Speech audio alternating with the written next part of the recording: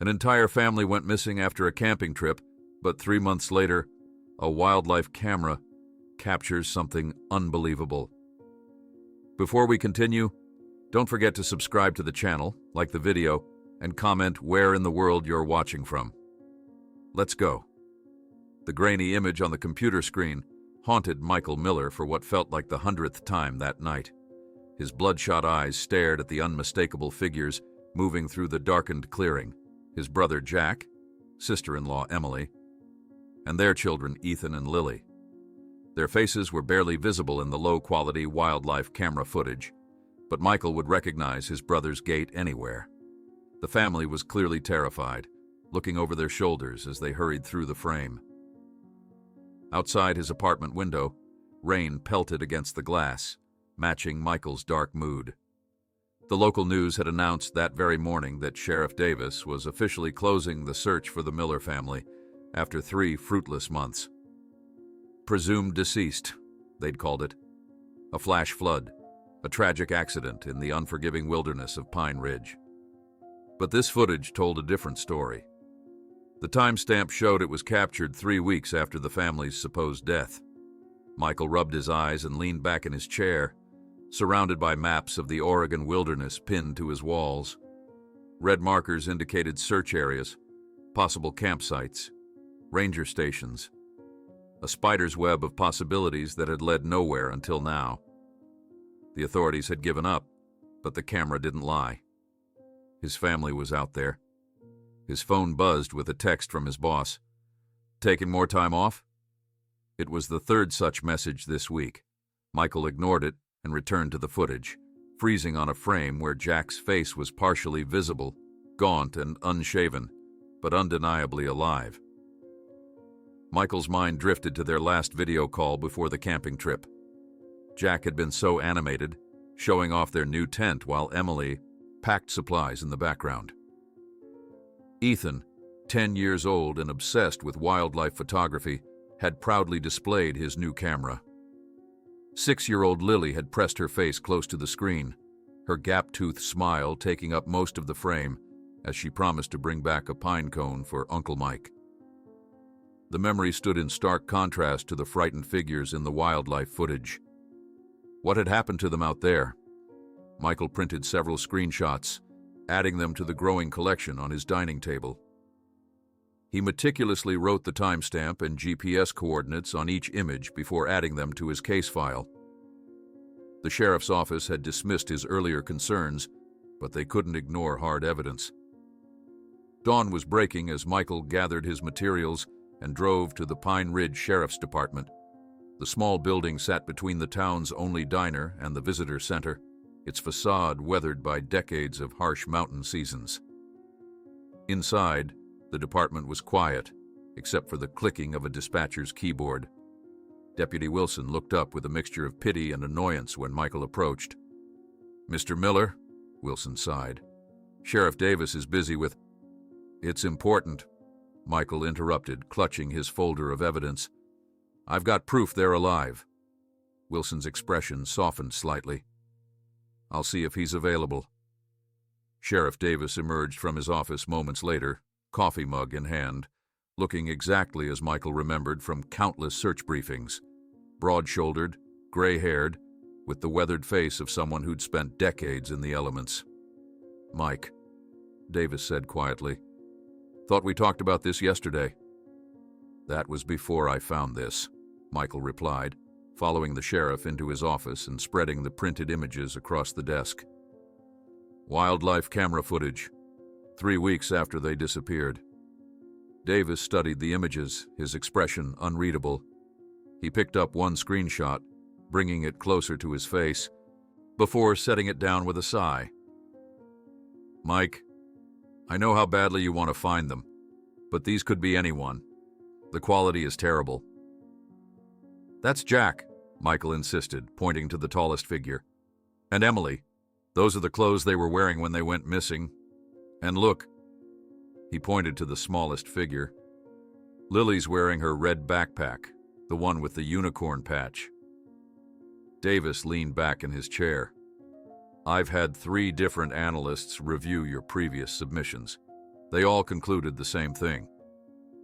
These are just shapes in the darkness. Your brain is seeing what it wants to see. But the timestamp could be misconfigured. Those wildlife cameras aren't exactly precision instruments. Davis pushed the photos back toward Michael. We've had search teams combing those mountains for 3 months. Helicopters, dogs, volunteers. If they were out there, we would have found them. Michael's frustration boiled over. So that's it? You're just giving up on them? We exhausted every resource, followed every protocol. I'm sorry, Mike, but at some point, we have to accept. They're not dead, Michael interrupted, his voice rising. Davis's expression hardened. I've got grieving families of a bus accident to deal with today. Real, confirmed fatalities. I understand you're hurting, but I can't allocate more resources to this. The case is closed. Michael gathered his evidence, hands shaking with anger. You're making a mistake. Get some rest, Mike, Davis called after him. Maybe talk to someone. Grief does strange things to a person's mind. Michael slammed the station door behind him, ignoring the sympathetic glances from the deputies. Outside, the mountain air was crisp, carrying the scent of pine and the promise of another storm. He stood in the parking lot, unsure where to go now that official channels had failed him. That evening, Michael found himself at the Ponderosa, the only bar in Pine Ridge that stayed open past 9 p.m. He spread his maps. Across a corner table, marking the coordinates from the wildlife camera footage. The bartender occasionally glanced his way but asked no questions. In a town this small, everyone knew about the Miller family tragedy and about Michael's refusal to accept it. You're looking in Sector 16B, said a woman's voice. Michael looked up to see a lean, athletic woman in her mid-30s standing by his table. Her dark hair was pulled back in a practical ponytail, and she wore a weathered flannel shirt over jeans. That area wasn't thoroughly searched, she continued, pointing to his map. The terrain is too difficult for standard search patterns. And you know this how? Michael asked, immediately defensive. I'm Sarah Lawson, former forest ranger for the Cascade District. She pulled out a chair and sat without waiting for an invitation. I specialized in search and rescue before I left the service. Michael studied her face. If you're here to tell me my family is dead, I'm not, she interrupted. My brother disappeared in those mountains 10 years ago. They never found him either. She met Michael's gaze directly. I know what you're feeling. Something in her expression made Michael lower his guard slightly. The sheriff just closed the case. Davis is a good sheriff, but he has limitations, budget constraints, protocols. Sarah tapped the wildlife camera image. If you really believe they're out there, I might be able to help. Why would you do that? Sarah was quiet for a moment. Because no one believed me either. Maybe if someone had listened. She shook her head. Look, I know those mountains better than most, including areas that aren't on standard maps. Hope flickered in Michael's chest for the first time in weeks. You really think we might find them? I think you deserve better than being dismissed as a grieving relative who can't accept reality. Sarah pulled a topographical map from her backpack, far more detailed than Michael's. Start by telling me everything you know. The next morning, Michael's motel room resembled an investigation headquarters. Maps covered every surface, and equipment was sorted into piles. GPS devices, first aid supplies, emergency rations, communications gear. Sarah had arrived early, bringing additional supplies from her own collection. The camera that caught the footage was here, Sarah said, marking a spot on the map. If we follow this ridgeline, we can reach it by midday. Michael nodded, checking his backpack one last time. Let's go. They drove Sarah's weathered Jeep as far as the Forest Service road would take them, then continued on foot. The forest was dense, sunlight filtering through the canopy in dappled patterns as they hiked in silence. Michael found himself grateful for Sarah's experience. She moved through the terrain with confidence, identifying landmarks not visible on any map. "Notice anything strange about these trees?" Sarah asked after several hours of hiking. Michael studied the pines she was pointing to. At first, he saw nothing unusual, but then realized several had odd markings on their bark, not fresh cuts, but not quite natural formations either. "Could be lightning strikes," Sarah mused, "but the pattern seems deliberate." They continued forward, and Michael noticed more trees with similar markings. A sense of unease crept up his spine as they approached the coordinates from the wildlife camera. "This is it," Sarah announced, checking her GPS. The camera would have been mounted on that tree, facing this clearing. Michael stood in the exact spot where the footage had captured his family. The forest was eerily quiet, as if holding its breath. He scanned the ground carefully, looking for any sign of their passage. A flash of color caught his eye. Near a thorny bush at the edge of the clearing, something was snagged on a branch. Michael's heart raced as he carefully approached and extracted a small piece of fabric. A bright yellow bandana with rainbow patterns. "This is Lily's," he said, his voice breaking. "She never went anywhere without it. Jack said she wore it every day of the camping trip." Sarah examined it closely. "This hasn't been out here for 3 months. The color would have faded and the rain would have damaged it more." Michael felt vindicated and terrified simultaneously. They were here, recently. Before Sarah could respond, the crack of a twig announced they weren't alone. They turned to see Sheriff Davis and 2 deputies emerging from the trees, hands resting casually on their holstered weapons. "This is a restricted area during an ongoing investigation," Davis said, his tone official. "You both need to leave. Now." "Ongoing investigation?" Michael challenged. "You closed the case yesterday." "I reopened it this morning after reviewing your evidence more carefully," Davis replied, "which means civilians need to clear out and stop contaminating my crime scene." Michael held up the bandana. "I found this. It's my niece's and it's recent." Davis extended his hand. "That's evidence. Hand it over." "No." Michael stepped back. "You didn't believe me before.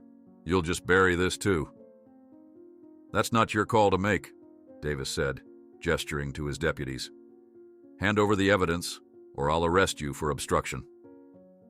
The deputies moved forward, and Michael clutched the bandana tighter, backing away. "This is the only proof I have that they're alive." The first deputy grabbed Michael's arm, trying to restrain him. Michael reacted instinctively, shoving the man away and turning to run. The second deputy tackled him from behind, driving him into the forest floor. Michael struggled, refusing to release his grip on the bandana as they wrestled him onto his stomach. "Stop fighting," Davis ordered as the deputies pinned Michael down. "Look at this," Sarah's voice cut through the commotion. She was standing by a cluster of trees at the edge of the clearing. "Sheriff, you need to see this."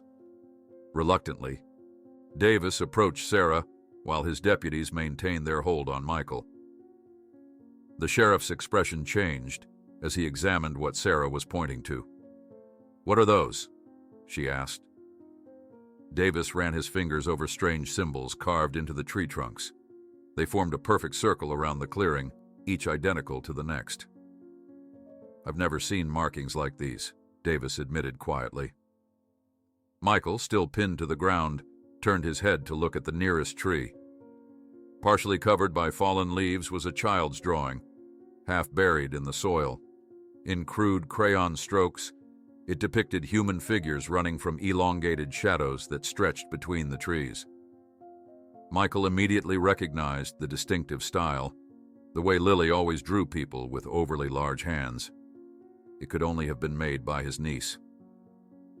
The drawing clutched in Michael's hand felt impossibly fragile as Sheriff Davis bent down to examine it. Still pinned to the ground by one of the deputies, Michael watched as the sheriff's weathered face transformed from skepticism to something closer to concern. "Let him up," Davis ordered, his eyes never leaving the childish drawing of elongated shadows pursuing stick figures through a forest.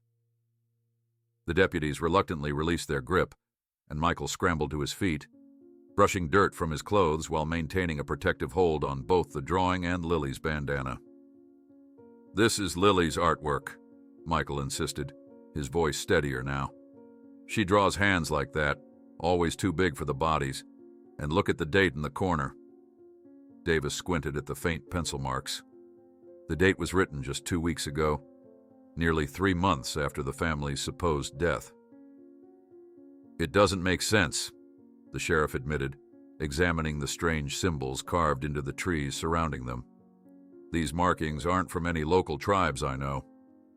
Sarah took several photographs of the symbols with her phone. "They're too precise to be random vandalism, and they form a perfect circle around this clearing." Davis rubbed his jaw thoughtfully before making a decision. "All right, Miller. You've got enough here to warrant reopening the case, officially this time." He held up a hand when Michael began to speak. "But we do this by the book. 1 week of additional searches, and you stay out of the restricted areas unless accompanied by my deputies. Deal?" Back at the sheriff's office, Davis spread topographical maps across the conference table as deputies and newly recalled search volunteers gathered around.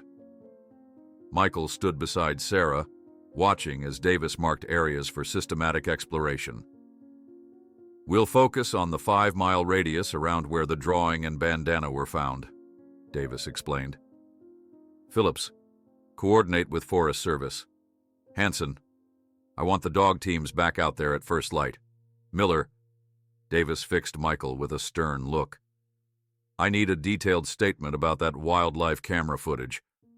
Where you got it, who handled it before you. Everything." The next few hours passed in a blur of activity. Michael provided his statement, carefully transferring the original footage from his laptop to the department's systems. He'd discovered the video while combing through Forest Service monitoring data that he'd obtained through a series of increasingly desperate Freedom of Information Act requests. "They didn't even know what they had," Michael explained to Sarah as they sipped bitter coffee in the station's break room. "It was just filed away with hundreds of hours of bear and cougar footage."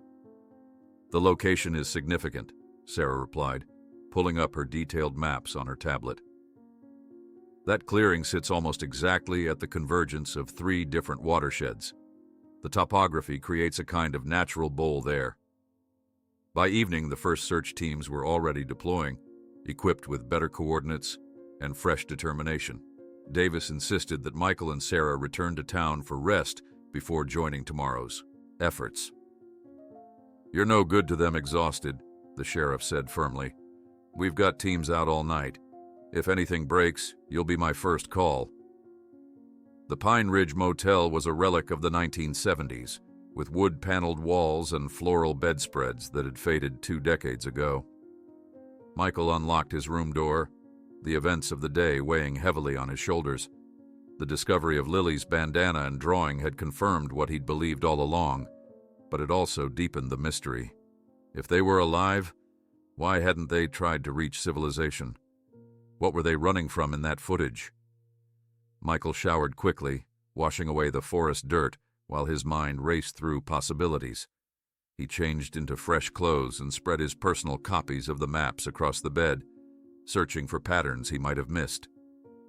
A soft knock at the door interrupted his thoughts.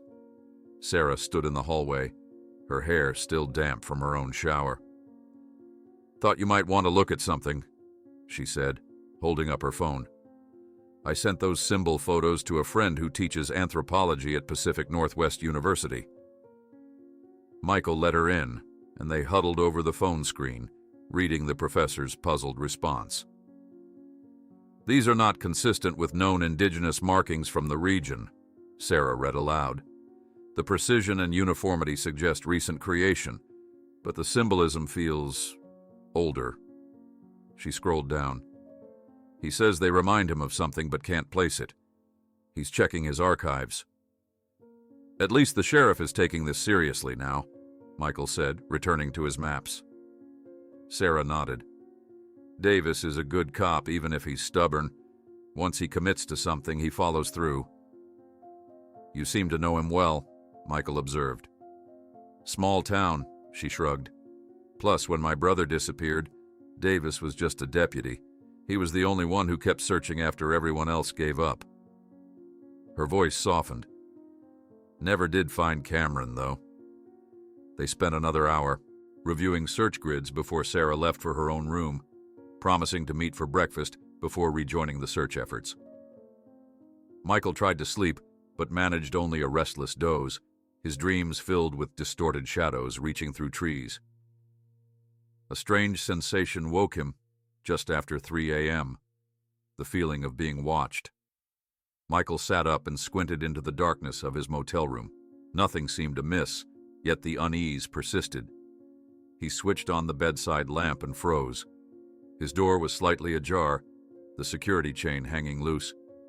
Heart pounding, Michael slipped out of bed and grabbed his pocket knife from the nightstand. He approached the door cautiously, listening for any sound in the hallway outside. Hearing nothing, he slowly pushed the door wider, peering into the empty corridor. He closed and locked the door properly, then turned to survey his room. At first glance, nothing appeared disturbed. His laptop still sat on the desk. His backpack leaned against the wall where he'd left it. All his maps and notes remained spread across the bed exactly as he'd arranged them. Michael checked the bathroom last and immediately felt the cold rush of adrenaline. Written across the mirror in what appeared to be lipstick were the words, "Stop looking for them." His first thought was to call Sarah. It had to be her lipstick. But why would she leave such a message? Michael grabbed his phone and dialed her room. No answer. He pulled on his shoes and jacket, then rushed out into the hallway, knocking urgently on Sarah's door, 3 rooms down. After several attempts with no response, Michael hurried to the motel office, finding the night manager dozing behind the desk. "I need to know if anyone saw my friend leave," Michael demanded, startling the man awake. "Ma'am, in 114, she left around 7, having dinner with the sheriff," the manager mumbled, adjusting his glasses. "Haven't seen her come back." Michael returned to his room, mind racing. If Sarah was with Davis, who had broken in and left that message? He examined the writing more carefully. The lipstick was a deep red shade he hadn't seen Sarah wear. The handwriting was shaky, almost desperate. He called the sheriff's station, and to his surprise, Davis himself answered. "Sheriff, someone broke into my motel room," Michael explained rapidly. "They left a threatening message. Is Sarah with you?" "Lawson?" "Yeah, she's right here," Davis replied, sounding confused. "We've been reviewing old search records, looking for patterns. What kind of message?" Michael described the mirror writing, and Davis promised to send a deputy immediately to document the break-in. 10 minutes later, there was a knock at the door. Michael expected a deputy but found Sarah standing there instead, concern etched across her face. "Davis told me what happened," she said, stepping inside and stopping short when she saw the bathroom mirror. "That's unsettling." "I thought it might have been your lipstick," Michael admitted. Sarah shook her head. "I don't even wear lipstick, and I've been with Davis at the station since we left here." They both stared at the message, its implication hanging heavy in the air. The wording was strange, not "stop looking for them," but "stop looking for them," as if the message came from someone concerned about the Miller family. "Someone doesn't want them found," Michael murmured. "Or someone's warning you," Sarah suggested. "The period changes the meaning, like they're concerned for your family's safety if you keep searching." A deputy arrived minutes later to photograph the scene and dust for prints. He found nothing useful. Whoever had entered had been careful or known how to avoid leaving evidence. By dawn, Michael and Sarah were back at the sheriff's station, where Davis had created a proper investigation board with photos of the Miller family, maps, and timelines. "We got something," Davis announced as they entered. "Anonymous call to dispatch about 20 minutes ago. Male voice used a burner phone." He played the recording. "Tell Miller to check the old Donner cabin. Northwest slope, half-mile from Gold Creek. What he needs is under the floorboards." The voice was disguised, low and gravelly. "The Donner cabin has been abandoned for decades," Sarah explained to Michael. "It was a Forest Service outpost until budget cuts in the 90s. "Could be a trap," Davis warned, "but we're checking it out. Team's already en route." "I'm going," Michael insisted. Davis nodded reluctantly. "Figured you'd say that. Johnson will drive you both up there." He hesitated, then added, "Be careful. This case just keeps getting stranger." An hour later, Michael, Sarah, and Deputy Johnson approached the dilapidated cabin. Its windows were boarded, roof partially collapsed on one side. Johnson insisted on entering first, gun drawn as he checked each shadowy corner of the single-room structure. "Clear," he announced, holstering his weapon. "Place has been abandoned for years." The wooden floor was warped with age and moisture, covered in a layer of dirt and pine needles blown in through gaps in the walls. Sarah pointed to an area near the small stone fireplace where the floorboards looked recently disturbed. Michael knelt and began clearing away debris. One board shifted easily under his touch, having been previously loosened. He pried it up, then another beside it, revealing a small space beneath. Nestled in the dirt was a plastic bag containing a notebook with a floral cover. Michael recognized it immediately. Emily's journal. She'd been writing in it the last time they video-called before the camping trip. With trembling hands, he opened it, flipping to the final entries. The last page was dated just 2 weeks ago, the handwriting shaky, but unmistakably Emily's. "They aren't what they seem. If we find our way back, no one will believe what we've seen, what they've done to us, what choices Jack had to make to keep us alive." Michael's hands trembled as he held Emily's journal, the weight of her words pressing down on him like a physical force. The cabin around them seemed to grow colder as he read the final entry aloud once more. "They aren't what they seem. If we find our way back, no one will believe what we've seen, what they've done to us, what choices Jack had to make to keep us alive."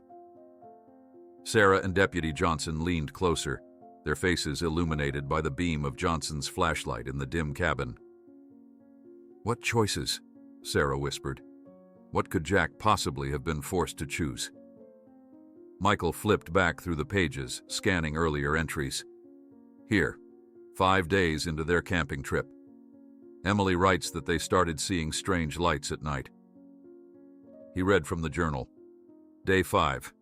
Jack insists the lights in the trees are just hikers or maybe forest rangers, but they don't move like flashlights and they're silent. Ethan says they're watching us. I'm starting to think he's right. The deputy shifted uncomfortably. "We should take this back to Sheriff Davis." "Not yet," Michael said firmly, continuing to turn pages. "There's more here. Listen to this. Day 7. Jack went hiking alone this morning. He came back, different, quieter. Keeps staring into the forest when he thinks I'm not looking. Told the kids not to wander off, not even for a minute." Sarah frowned, taking the journal gently from Michael's hands. "Several pages have been torn out here, between days 8 and 12. Michael looked up sharply. "Torn out by whom? Emily or someone else?" He took the journal back, turning to the next intact entry. Day 12. The symbols appeared overnight on the trees around our campsite. Jack says we need to move deeper into the forest. Says it's safer there. This doesn't make sense, but he seems so certain. The children are frightened, but they trust their father. I wish I could feel as sure. The ensuing entries grew increasingly fragmented and concerning. Emily described watchers in the forest and how Jack seemed to be negotiating with something during his solo walks. She mentioned Ethan hearing voices calling his name at night, and Lily drawing pictures of tall shadows that stood between the trees. The final intact pages described making impossible choices, and Jack becoming increasingly protective yet distant. The very last entry, dated just 17 days ago, contained the ominous warning they'd already read. "We need to bring this to Davis," Johnson insisted, more firmly this time. "And we should clear out before it gets dark."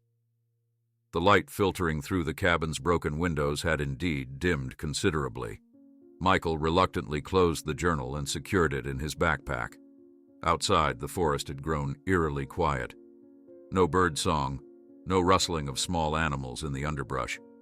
Michael couldn't shake the feeling of being observed as they made their way back to the Forest Service road where they'd left the vehicle. At the sheriff's station, Davis's face grew increasingly grim as he examined the journal. "This confirms they survived whatever happened at their original campsite," he noted, "but it raises far more questions than it answers." Michael paced the small conference room. "The journal proves they were alive weeks after their disappearance. Emily sounds lucid, despite being frightened. This isn't mass hallucination or exposure or whatever theory you had before." Davis nodded slowly. "I'll grant you that. But these references to watchers and something Jack was negotiating with..." He trailed off, clearly uncomfortable. "I want to see every missing persons case from this region," Michael demanded. "Not just recent ones, going back decades." Davis seemed about to refuse, then relented. "Records going back to the 90s are digitized. Anything older is in the basement archives."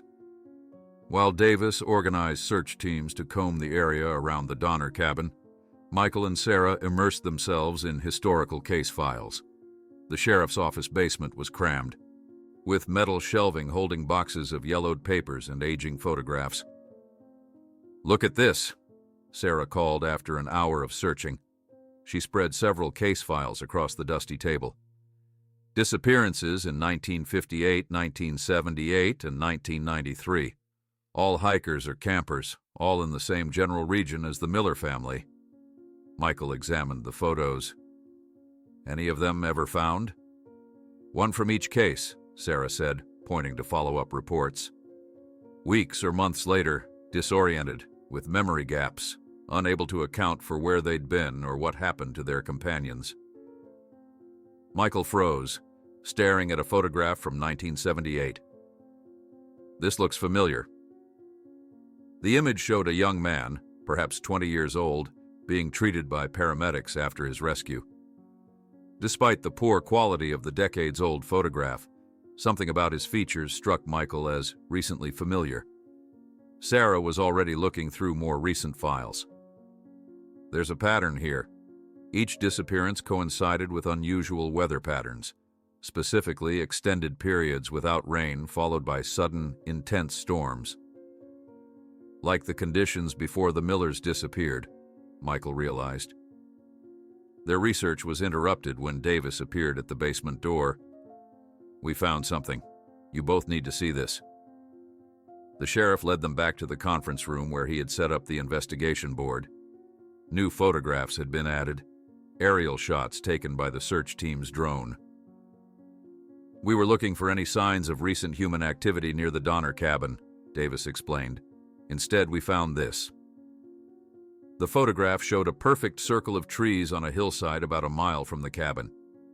Unlike the natural randomness of the surrounding forest, these trees formed an unnaturally precise arrangement.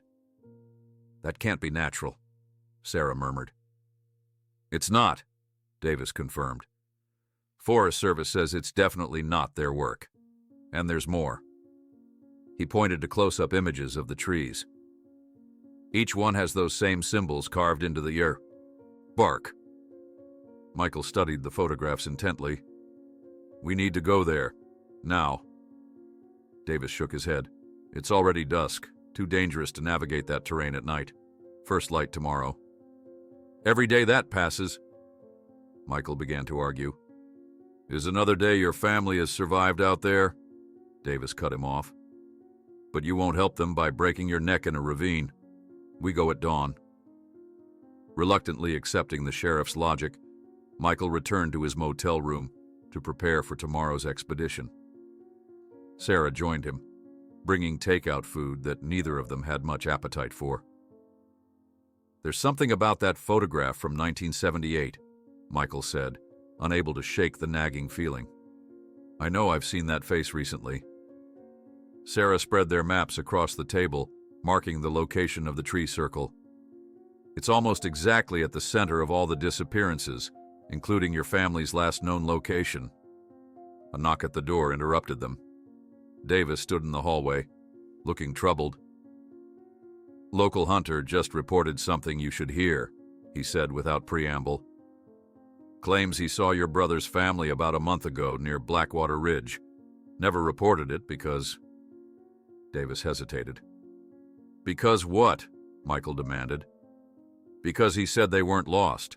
Said they were hiding, watching him from the trees, and disappeared when he tried to approach."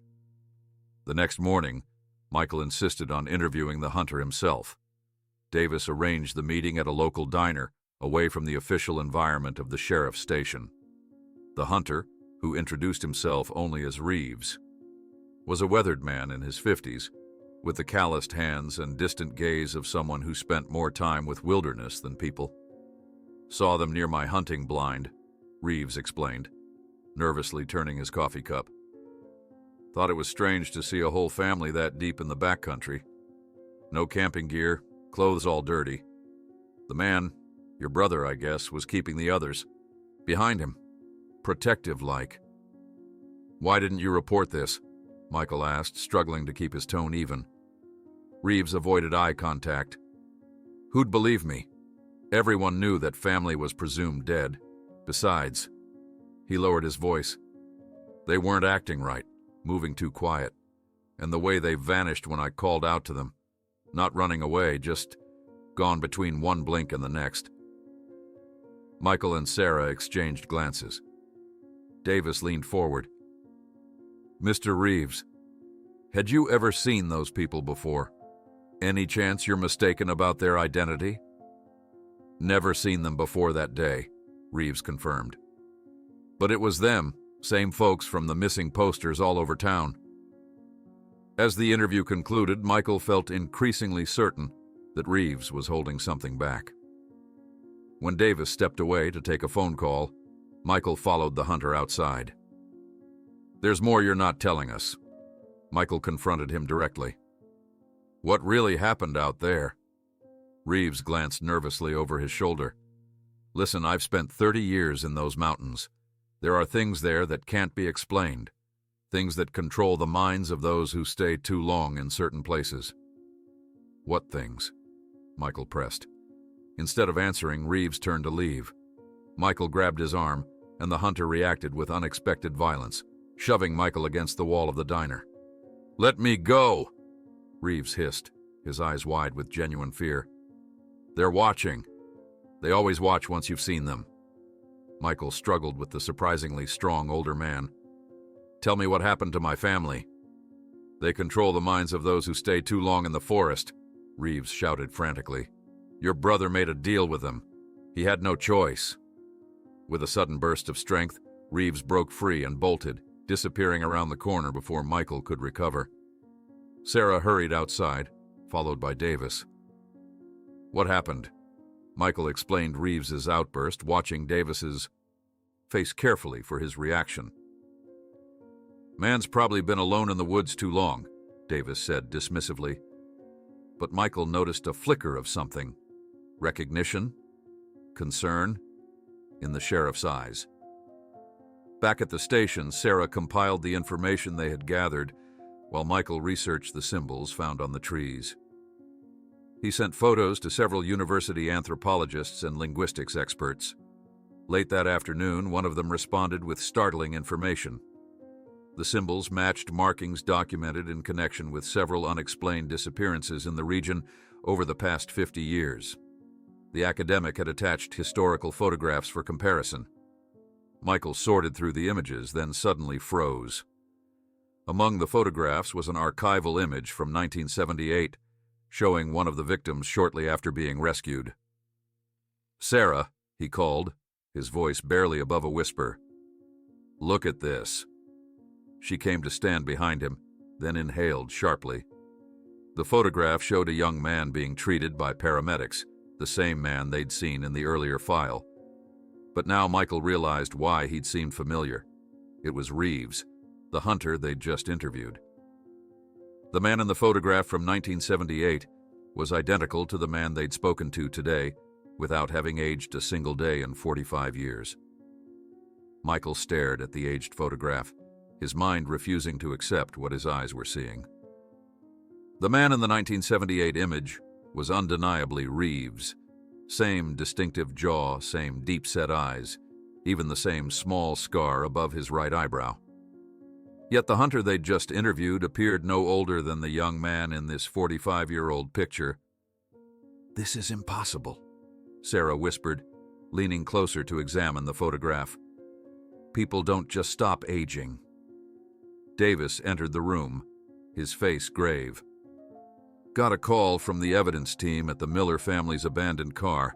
You both need to see this." The drive to the recovery site took nearly an hour, winding along increasingly narrow forest roads. Michael sat silently in the passenger seat of Davis's SUV, the photograph of the ageless Reeves burning in his mind. What did it mean? How was it connected to his family's disappearance? The Miller family's SUV sat in a small turnout, partially concealed by overgrown vegetation. It looked as though it had been carefully parked rather than abandoned in panic. Yellow evidence markers dotted the area around the vehicle. "We found it based on the coordinates from the hunter's statement," Davis explained as they approached. "Looks like it's been here for months, yet—" He trailed off, gesturing for Michael to look inside. The SUV's interior was largely untouched. Camping equipment remained neatly packed in the rear cargo area. Emily's sunglasses sat on the dashboard. Ethan's nature guide lay open on the back seat. Lily's booster seat still held her small wolf plush toy, the one Michael had given her last Christmas. "It doesn't make sense," Michael said, carefully touching the stuffed animal through the open window. "Why would they leave all their supplies? Their water, food, equipment, everything they'd need to survive is still here." Sarah circled the vehicle, frowning. "No signs of a struggle, no blood, no damage. They just walked away." Davis opened the driver's side door. "Look at the dashboard." Michael leaned in and felt a chill run down his spine. Carved into the plastic of the dashboard were the same strange symbols they'd found on the trees, arranged in a circular pattern. The marks appeared to have been made with a knife or sharp stone, with deliberate precision. "These weren't here when they left for their trip," Michael said with certainty. "Jack would never damage his new car like this." "That's not all," Davis said, pointing to the glove compartment. "Open it." Inside was a folded piece of paper that hadn't been among the evidence photos Michael had reviewed earlier. He unfolded it carefully, revealing a map drawn in what appeared to be crayon. Lily's distinctive childlike handwriting labeled various features: scary trees, watching place, and where Daddy talks to them. "When was this found?" Michael demanded. "About an hour ago," Davis replied. "One of my deputies just happened to check the glove compartment again. Swears it wasn't there during the initial sweep." Sarah examined the crude map. "These landmarks, I think I can identify some of them based on the topography. This watching place might be the circular clearing we saw in the drone footage." Back at the sheriff's station, Michael and Sarah worked to match Lily's crayon map to actual geographical features. Davis coordinated with search teams, redirecting them based on the new information. "We need to check security footage from the area," Michael suggested suddenly. "The last place they would have stopped before entering the forest, that convenience store on Highway 20. Davis made a call, and within an hour, they were reviewing grainy security footage from Pine Ridge General Store, the last outpost of civilization before the wilderness where the Millers had disappeared. "Skip ahead to 2 weeks after the disappearance," Michael instructed as they watched the time-stamped footage. That's when Emily's journal entries were still being written. The technician fast-forwarded through days of footage until the relevant date appeared. Hour after hour of customers coming and going yielded nothing until... "Stop! Go back," Michael said sharply. "There, at the counter." The technician rewound slightly. A man in a dirty flannel shirt and baseball cap stood at the register, purchasing bottled water and canned goods. Though his head was bowed, the profile was unmistakable. "That's Jack," Michael whispered, his heart racing. "Play it normally." The footage showed Jack placing cash on the counter, collecting his purchases, then turning slightly toward the store's entrance, his mouth moving as if speaking to someone. The camera angle shifted, showing the store's entrance, but no one was there. Jack was clearly conversing with an empty space. "He looks different," Sarah observed quietly. "Older somehow, more weathered than just a few weeks in the wilderness would explain." Michael nodded, his throat tight. Jack's face appeared gaunt, with a haunted expression he'd never seen on his brother before. But most disturbing was how he seemed to be deliberately angling his body to block the security camera's view of whoever or whatever he was speaking to. "Can we enhance the audio?" Michael asked. The technician shook his head. "System only records video, no sound." "What's the date stamp on this?" Davis asked, leaning closer. "May 27th, the technician replied. "Just over 2 weeks after the official disappearance." Davis frowned. "That's the last known sighting we have. Nothing since then?" The technician confirmed they'd reviewed all available footage up to the present date, with no further appearances by any Miller family members. That night, Michael sat alone in his motel room, staring at printouts of the security footage. The image of Jack speaking to an invisible companion haunted him. What was his brother seeing? Who was he talking to? Weather reports indicated a significant storm system moving into the region overnight. Davis had postponed the next search until the weather cleared, citing safety concerns. Michael, however, had made a different decision. "This is insane," Sarah said, watching Michael pack his backpack with camping gear. "There's a severe weather warning. Even experienced hikers are staying out of the backcountry tonight." "Every day that passes, the trail gets colder," Michael argued. "I'm going to set up exactly where the wildlife camera caught them on film. If they pass through once, they might again." Sarah crossed her arms. "At least wait for backup. Davis said the reinforcements from the county will be here tomorrow." "I've waited 3 months already," Michael replied, zipping up his backpack. "Jack wouldn't wait if it were me out there." Despite Sarah's continued protests, Michael drove to the trailhead as dusk approached. Dark clouds gathered on the horizon, and the wind had already picked up considerably. He left a detailed map of his intended route on the dashboard of his rental car. Not that it would help if he went missing in the same inexplicable way as his family. The hike to the wildlife camera location took longer in the fading light, but Michael had memorized the route from previous visits. When he arrived at the clearing, the wind had grown fierce, whipping through the trees with an eerie howling sound. Michael methodically set up his small tent, securing it with extra stakes against the coming storm. Around the perimeter of his campsite, he placed motion-activated cameras and digital audio recorders. If anything approached during the night, he would have evidence. The first raindrops began to fall as Michael finished his preparations. He retreated to his tent, keeping his flashlight and Jack's hunting knife close at hand. Outside, the storm intensified, rain drumming against the tent fabric as lightning occasionally illuminated the forest in brief, ghostly flashes. Despite his determination to stay alert, exhaustion eventually pulled Michael into a fitful sleep. His dreams were a confused jumble of forest paths that led nowhere, and voices that called his name from the darkness. A sharp crack jolted him awake. Michael sat up, disoriented, unsure how long he had slept. The storm still raged outside, but something else had woken him, a sound distinct from the weather's fury. Another crack, a breaking branch. Something was moving around his tent. Michael grabbed his flashlight but hesitated to turn it on, not wanting to announce his wakefulness. He listened intently, trying to distinguish sounds over the rain and wind. Footsteps, he realized. Multiple sets, circling his tent with deliberate slowness. Carefully, he reached for his phone to check the time. 3:17 a.m., the witching hour his grandmother would have called it. The thought brought no comfort. A shadow passed across the tent wall, too defined to be tree branches, too tall to be any local wildlife. Another followed, then another. They moved with unnatural smoothness, pausing occasionally as if studying the tent. Michael's heart hammered in his chest as he silently reached for Jack's hunting knife. The shadows continued their circuit, drawing closer with each pass.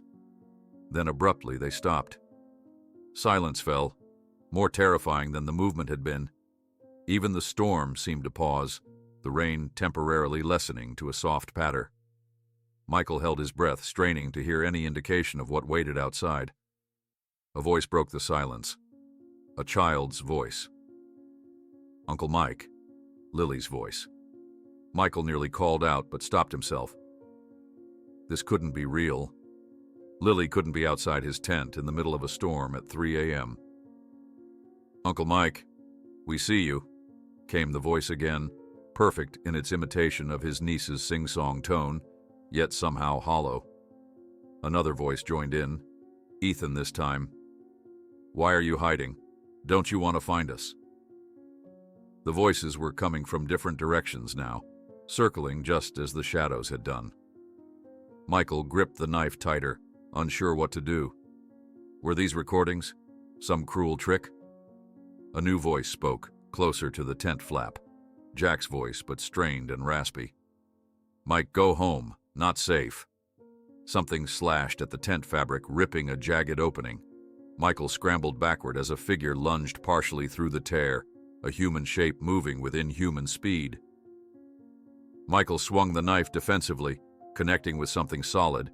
A hiss of pain cut through the night, and in a flash of lightning, Michael caught a glimpse of his attacker's face. Jack's features, gaunt and wild, eyes reflecting the light like an animal's. "Go away!" The thing with his brother's face snarled before withdrawing into the darkness, with unnatural quickness. The storm resumed its full fury, rain pouring through the torn tent as Michael sat frozen in shock. Blood, real blood, stained the edge of his knife. When dawn finally broke, Michael emerged from his ruined tent to find the campsite in disarray. His equipment had been scattered, some of it destroyed. Most of the cameras had been smashed, but 2 remained intact, their memory cards still salvageable. Hands shaking, Michael connected one camera to his phone, scanning through the night's footage. Most captured only rain and darkness until there. During a period when Michael must have been asleep, the footage showed 4 figures standing motionless around his tent. Even in the grainy night vision image, he could clearly identify Jack, Emily, Ethan, and Lily, all staring silently at the tent, unaffected by the pouring rain. More disturbing were the tall, distorted figures visible at the edge of the frame, half hidden among the trees, observing the family as they observed Michael. With trembling fingers, Michael accessed the audio recording. Through the storm's static, he could make out snippets of conversation, his family's voices discussing him in hushed tones. Then, unmistakably clear, Emily's voice whispered, "They won't let any of us go now." Michael stared at the recording, his blood running cold as Emily's voice echoed through the small speaker of his phone. "They won't let any of us go now." He replayed it several times, straining to catch any additional words beneath the storm's static. Each repetition only deepened his dread. The morning light filtering through the trees seemed to mock the horrors of the night. Michael packed what remained of his damaged equipment with mechanical movements, his mind replaying the image of Jack's transformed face lunging through the tent fabric. The blood on the knife had been real. Whatever had attacked him, whatever wore his brother's face, was flesh and blood, not hallucination. Once packed, Michael pulled out his compass to orient himself back toward the trailhead. The needle spun wildly, rotating in continuous circles regardless of how he held the device. Frowning, he tried his phone's GPS app, only to find the location marker jumping erratically across the map, showing him simultaneously in locations miles apart. "What the hell?" Michael muttered, tapping the screen. The battery indicator suddenly plunged from 82% to 7%, then the phone shut down completely. Unease crawled up his spine as he surveyed the forest around him. The storm had passed, but the morning felt wrong somehow. Too quiet, the light filtering through the canopy at odd angles. Trees that had seemed familiar last night now appeared subtly altered, as if the entire landscape had shifted slightly while he slept. Michael shouldered his pack and chose a direction based on his memory of the terrain. The sun, at least, still rose in the east.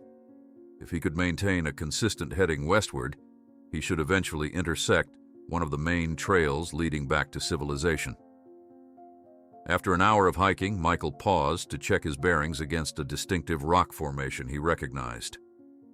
According to his mental map, the formation should have been to his northeast, but somehow it was now directly south of his position. Either his sense of direction had completely failed him, or the forest itself was playing tricks. As he contemplated his next move, a soft, childlike voice called from behind a nearby stand of trees. "Uncle Mike?" Michael froze. The voice was perfect. Lily's exact pitch and inflection, with that slight lisp she developed after losing her front tooth last spring. "Uncle Mike, I dropped my drawing." The voice came again, seeming to drift between the trees like morning mist. Fighting every instinct screaming at him to run in the opposite direction, Michael forced himself to remain still. "You're not Lily," he said clearly, his voice steadier than he felt. A giggle floated through the trees. Lily's laugh, the one that always came with her hands covering her mouth. "Silly Uncle Mike, come find me." Another voice joined in, Ethan this time. "We've been waiting for you." Michael turned slowly, trying to locate the source of the voices. The forest appeared empty in all directions, yet the voices seemed to come from everywhere at once. "Stop it," Michael commanded, his hand finding the knife in his pocket. "Whatever you are, whatever you're doing with their voices, stop it now." The voices fell silent, but the sense of being watched intensified. Michael continued walking, choosing his path based on the downward slope of the terrain. Water flowed downhill, and streams inevitably led to larger bodies of water where he might find people or infrastructure. As he walked, Michael became aware of something disturbing. The symbols he'd seen carved into trees at the circular clearing were appearing with increasing frequency along his path. Some looked freshly carved, the exposed wood still oozing sap. Others appeared aged, weathered by years of exposure, yet he was certain they hadn't been there when he'd hiked in the previous evening. The symbols seemed to multiply with each passing hour, appearing on nearly every tree trunk. By midday, Michael realized with growing horror that they were forming a path, or herding him in a specific direction. Testing his theory, he deliberately turned away from the marked trees. Within 20 minutes of walking on this new course, he found himself facing a massive deadfall of logs impossible to climb over or navigate around. Backtracking, he tried another direction, only to encounter a ravine too steep to descend safely. "I'm being corralled," he muttered to himself, a chill running through him despite the afternoon warmth. With seemingly no alternative, Michael reluctantly followed the path indicated by the marked trees. The forest grew denser, the canopy overhead thickening until it filtered the sunlight into a perpetual green twilight. The terrain became increasingly unfamiliar. Rock formations he'd never seen on any trail map. Vegetation patterns that seemed almost deliberately arranged. A clearing appeared ahead, and Michael immediately recognized it as the one from Lily's crayon map. Watching place. It was a perfect circle of even ground surrounded by unusually straight trees, each marked with the now familiar symbols arranged in concentric patterns. In the center of the clearing stood a familiar figure. "Sarah?" Michael called cautiously, not trusting his eyes. She turned, relief washing over her face. "Michael, thank God. I've been searching for you since dawn." She hurried toward him. "Everyone's out looking. They found your tent destroyed. Blood everywhere. We thought you'd been attacked by a bear." Michael kept his distance, studying her carefully. "How did you find me?" "The GPS doesn't work out here." Sarah gestured vaguely toward the forest behind her.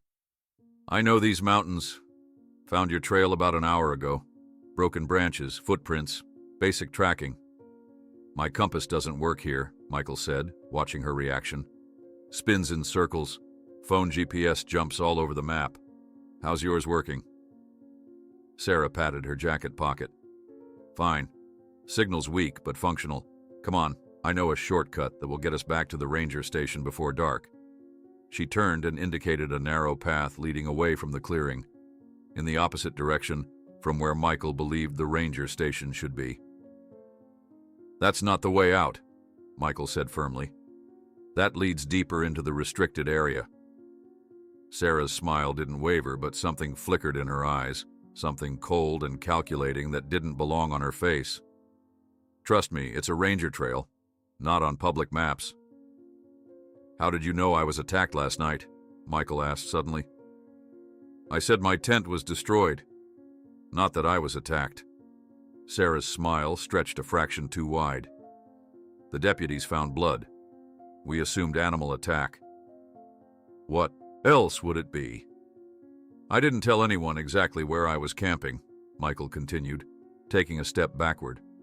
"So how did search teams find my campsite so quickly this morning?" Sarah's expression shifted subtly, the friendly concern transforming into something predatory.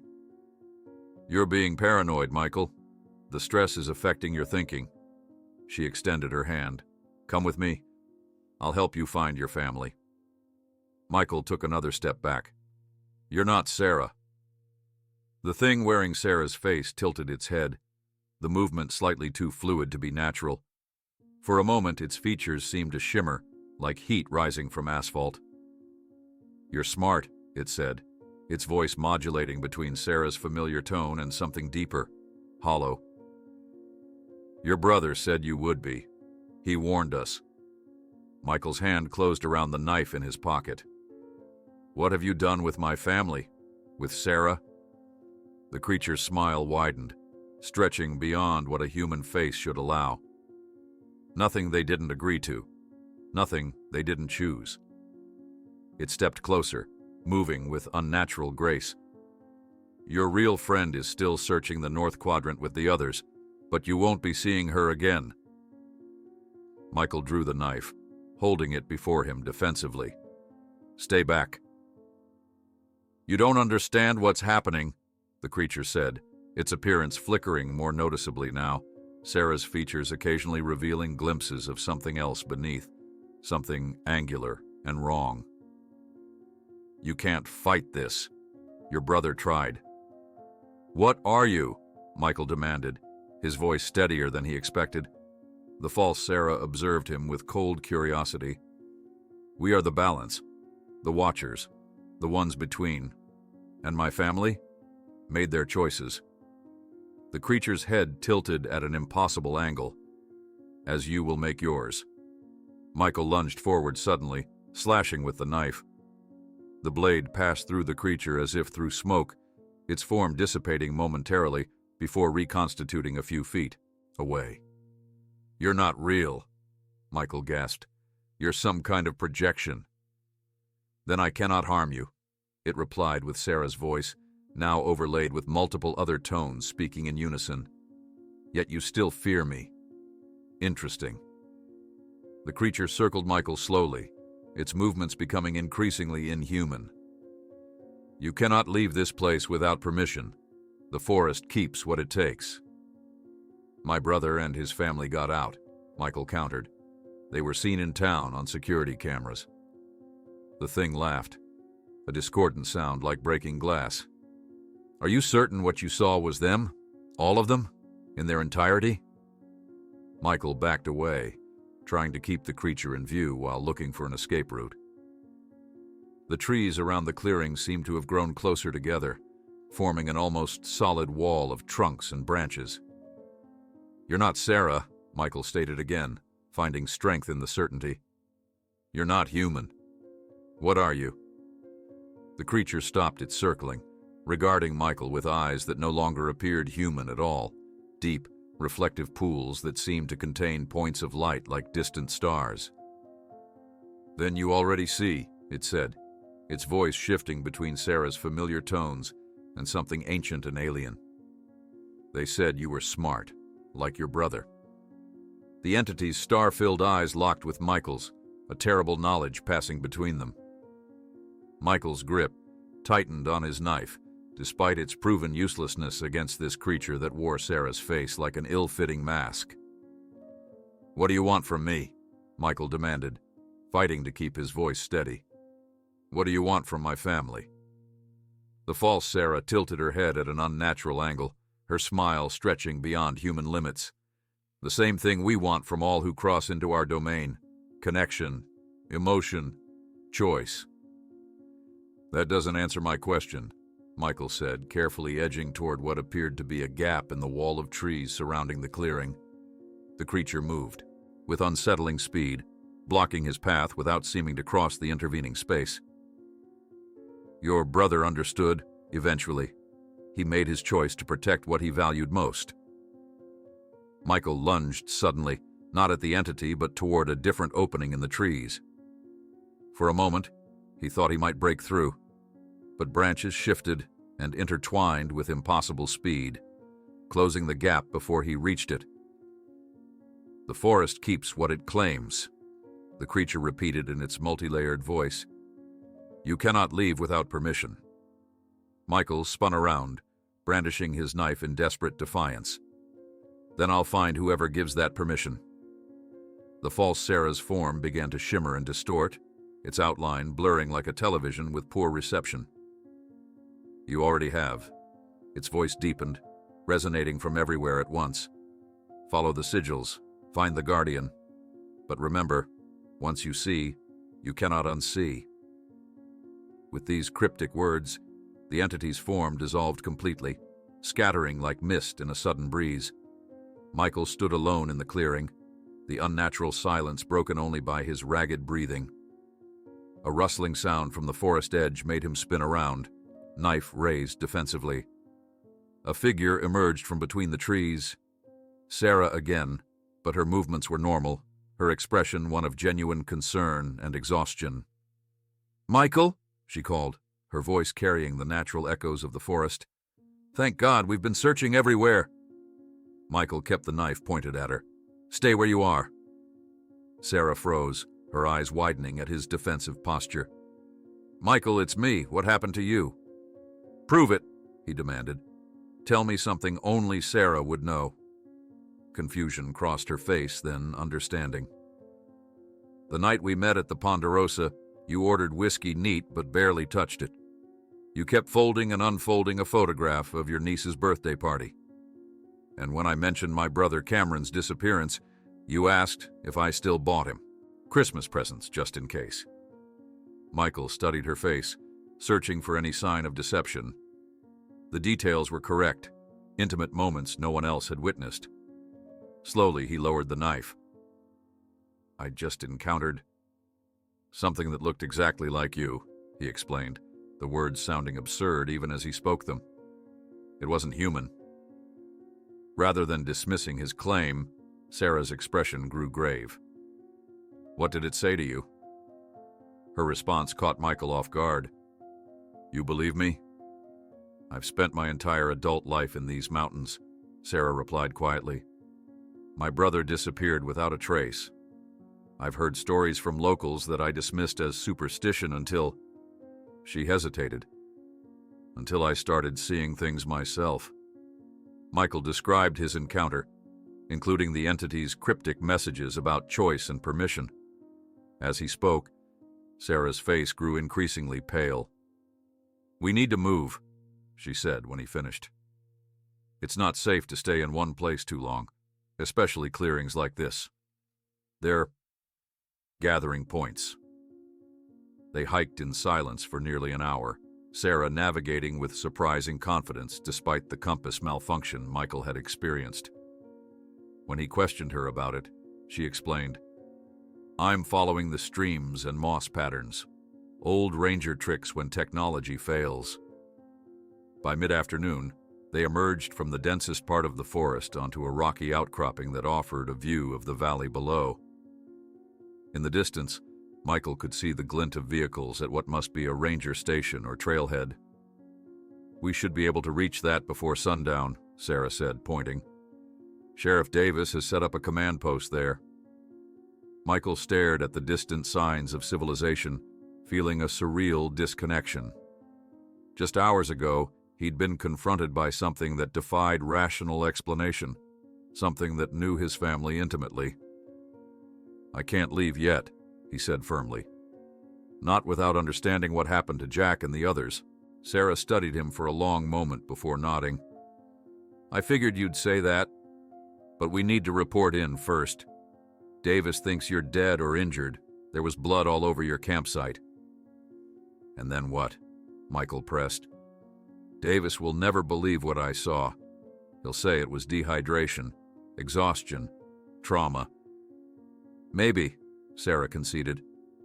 "But there's something I haven't told you yet." She hesitated, then continued.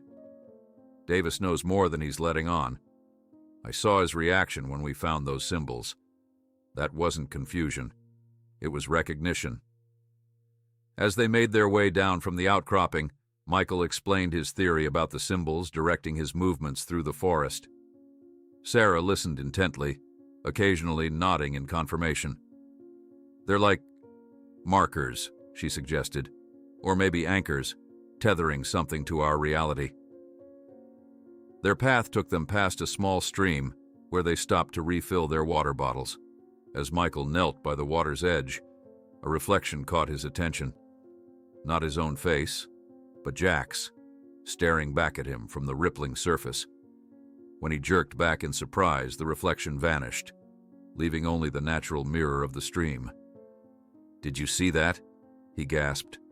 Sarah shook her head, concern evident in her expression. "What did you see?" Before Michael could answer, a crashing sound from the underbrush interrupted them.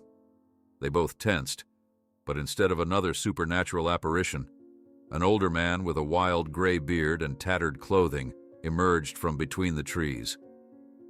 "You shouldn't be here," the man announced without preamble, his eyes darting nervously between them and the surrounding forest. "Not safe after what you've seen." Michael stepped forward cautiously. "Do I know you?" The stranger ignored the question, continuing as if reciting a warning he had delivered many times before.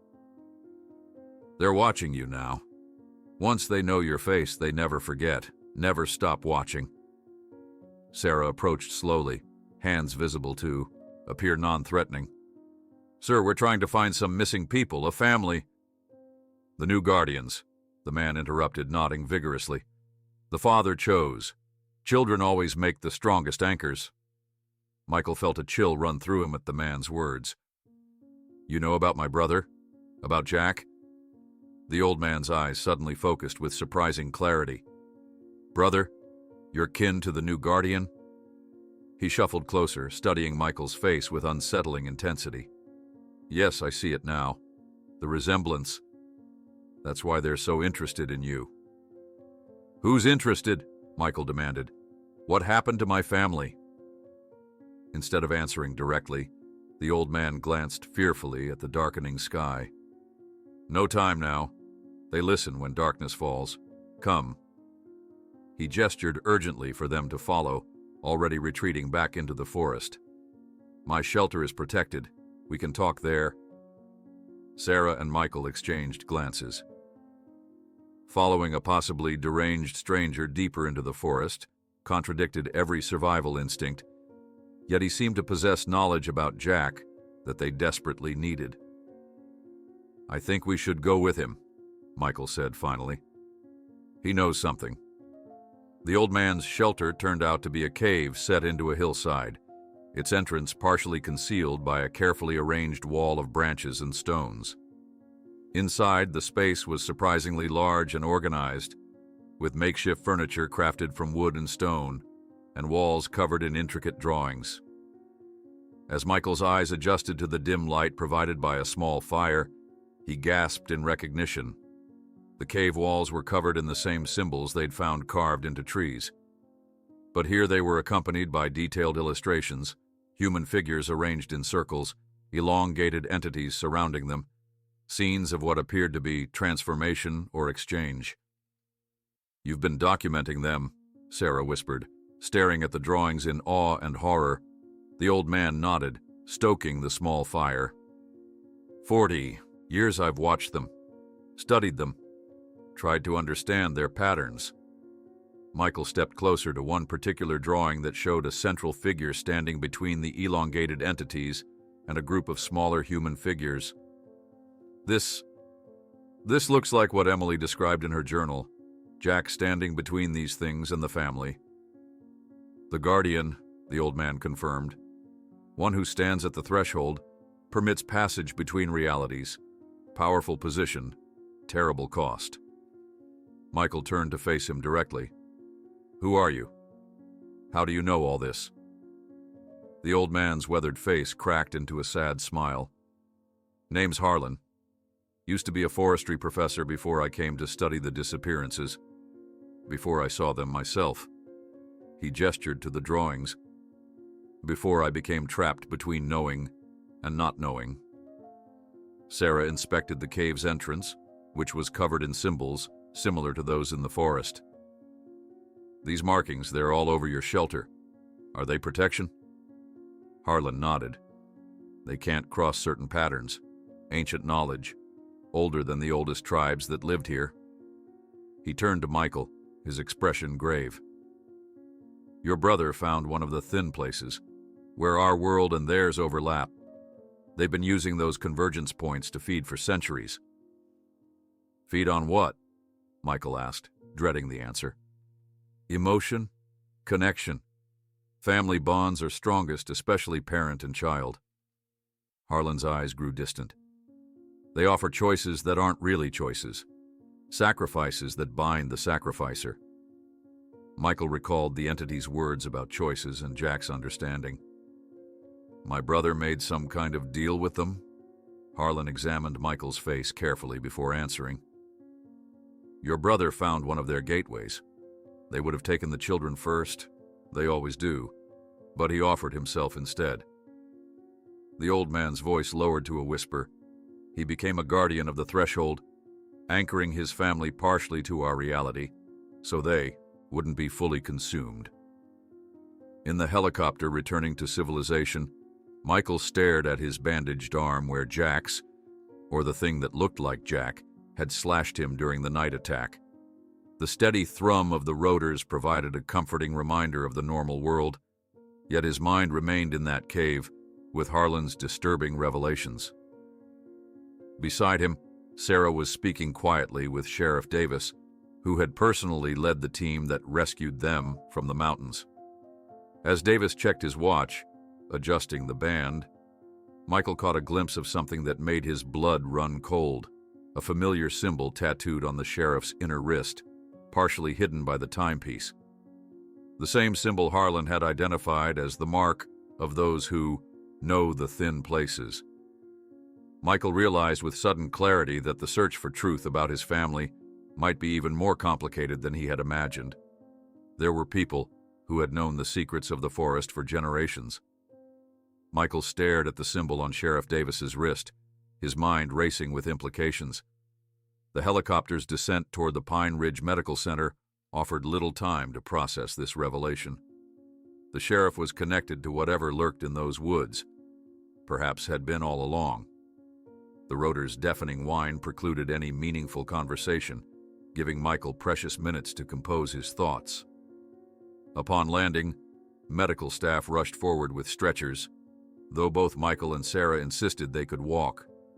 Davis shepherded them through the hospital's emergency entrance, his practiced smile betraying nothing of the secrets hidden beneath his watchband. "Standard protocol," Davis explained as nurses directed them to separate examination rooms. "Full medical evaluation after wilderness exposure. I'll be back to take your statements once the doctors clear you." The moment the sheriff left, Michael caught Sarah's eye. "We need to talk. Alone." She nodded almost imperceptibly before a nurse guided her away. In the sterile confines of the examination room, Michael submitted to the doctor's evaluation while his mind cataloged everything he'd learned. The physician cleaned and properly dressed the knife wound on his arm, remarking on its unusual pattern. "Almost surgical in its precision," she noted, unaware how that observation chilled Michael to his core. 2 hours later, deemed stable but dehydrated, Michael sat on the edge of his hospital bed sipping electrolyte solution when Sarah slipped into his room, quietly closing the door behind her. "Davis has deputies stationed in the hallway," she whispered. "Not obviously guarding us, but definitely monitoring." Michael leaned closer.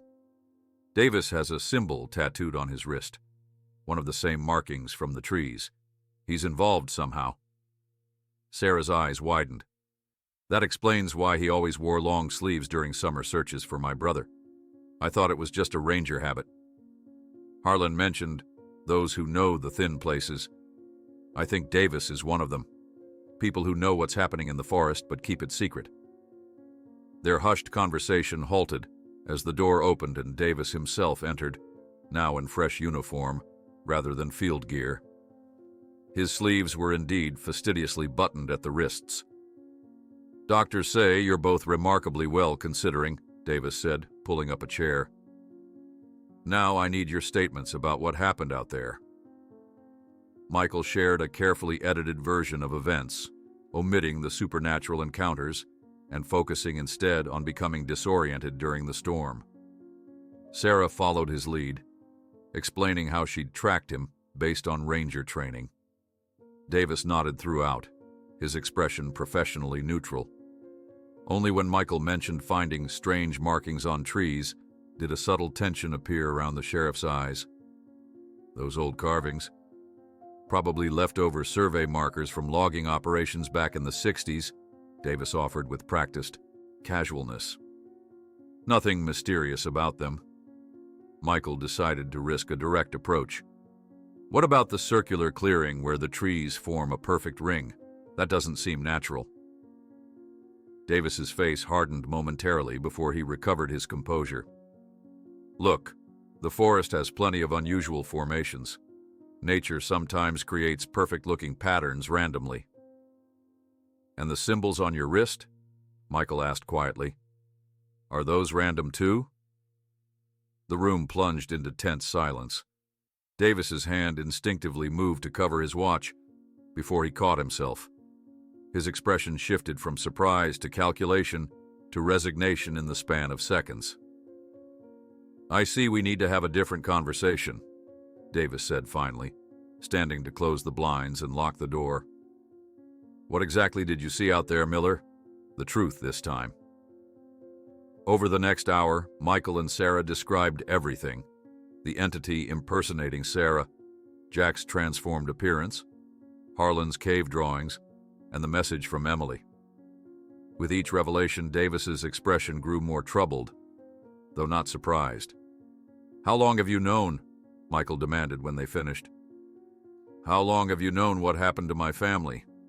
To Sarah's brother?"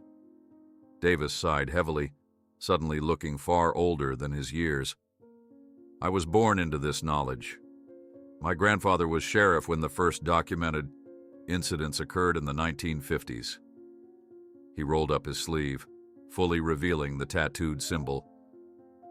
"This marks the guardians of the threshold, those who know and protect the boundary between worlds." "Protect it or keep it secret?" Sarah asked sharply. "Both," Davis admitted. "What you encountered out there has existed in these mountains since before human settlement. My ancestors, many locals with deep roots here, learned to coexist with them, to establish boundaries." Michael leaned forward. "What are they?" "We don't have a name for them. Some elders call them the Watchers, or those who dwell between. They exist partially in our reality, partially elsewhere." Davis rubbed his temples. "They feed on emotional connections, particularly family bonds. The stronger the bond, the more nourishment they derive. And my brother, My family? Michael pressed. Davis hesitated before reaching into his jacket pocket and withdrawing a small wooden object about the size of a poker chip. Its surface was carved with the now familiar symbols, arranged in concentric circles. This is a memory token, he explained, placing it on the bedside table. Carved from trees that grow at the convergence points between realities. It contains impressions, experiences. It might help you understand what happened to your brother better than I can explain. Michael stared at the unremarkable wooden disc. How does it work? Hold it. Close your eyes. The rest happens naturally. Davis stood, moving toward the door. I'll give you privacy for this. It's intense. When you're ready to talk more, I'll introduce you to the others. After Davis left, Michael exchanged an uncertain glance with Sarah. It could be a trick, she warned, to make us believe whatever story they want to tell. Or it might be the only way to truly understand. What happened to Jack? Michael countered, reaching for the wooden disc. The moment his fingers closed around the object, Michael felt a curious warmth spreading through his palm. The wood seemed to pulse with subtle energy, almost like a heartbeat. Following Davis's instructions, he closed his eyes. The hospital room dissolved around him, replaced by sensory fragments that gradually coalesced into coherent scenes. Jack's memories, experienced as if they were Michael's own. Jack leading his family through sunny forest trails. Ethan photographing wildlife while Lily collected colorful stones. Night falling as they set up camp, Jack noticing strange lights moving between distant trees, dismissing them as other hikers. Ethan wandering off, following glowing motes. That seemed to call his name. Jack frantically searching until he found his son standing in a perfect circle of trees, staring transfixed at a shimmering distortion in the air. Jack pulling Ethan away, but returning alone later that night, drawn by an inexplicable compulsion to touch the shimmering air. The moment of contact, Jack's hand passing through the distortion, briefly seeing another world superimposed over his own, filled with tall, elongated entities that turned their attention toward him with hungry awareness. The family breaking camp in panicked haste the next morning, trying to flee, only to find themselves walking in circles, always returning to the same clearing, despite following different paths. Emily's growing terror as she noticed the children becoming increasingly lethargic, as if their energy was being slowly drained away. Jack confronting the entities when they finally revealed themselves fully, offering a desperate bargain when they reached for Ethan. Himself, in exchange for his family's partial freedom. The memory fragments accelerated, becoming a chaotic swirl of images. Jack transforming, his perceptions splitting between realities.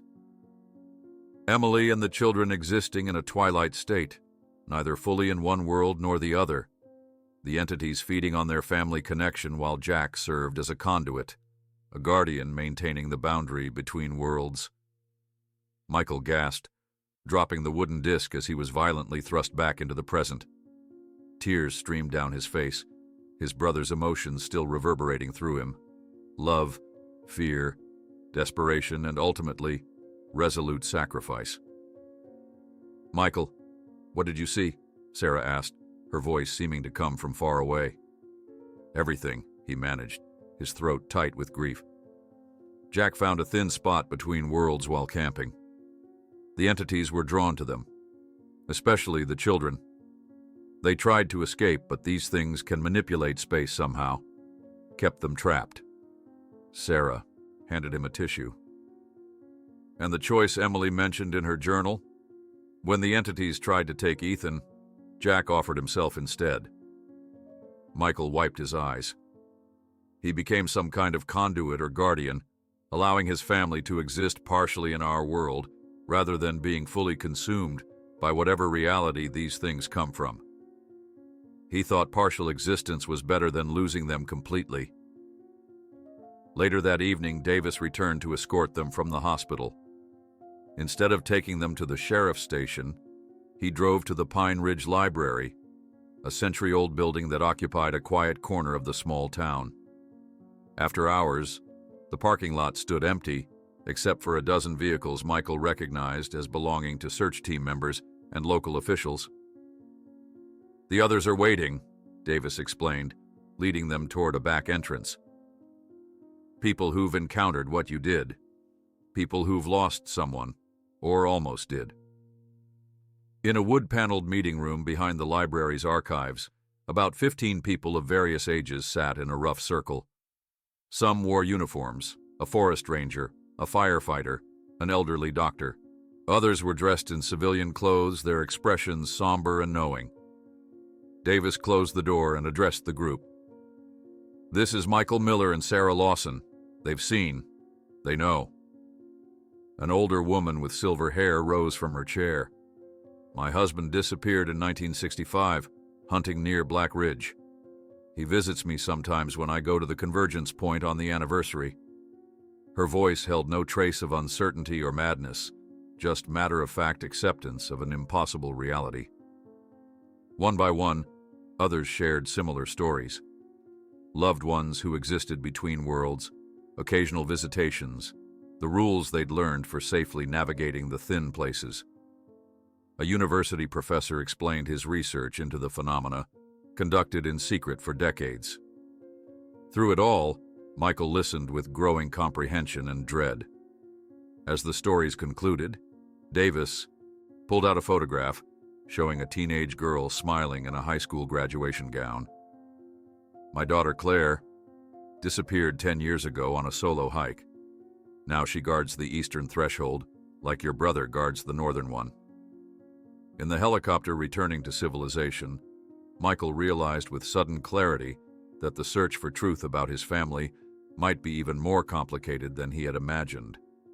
There were people who had known the secrets of the forest for generations. The revelation that Sheriff Davis's daughter was among those who had become guardians of the threshold struck Michael like a physical blow. He stared at the photograph of Claire Davis in her graduation gown, her smile bright and untroubled by the fate that awaited her.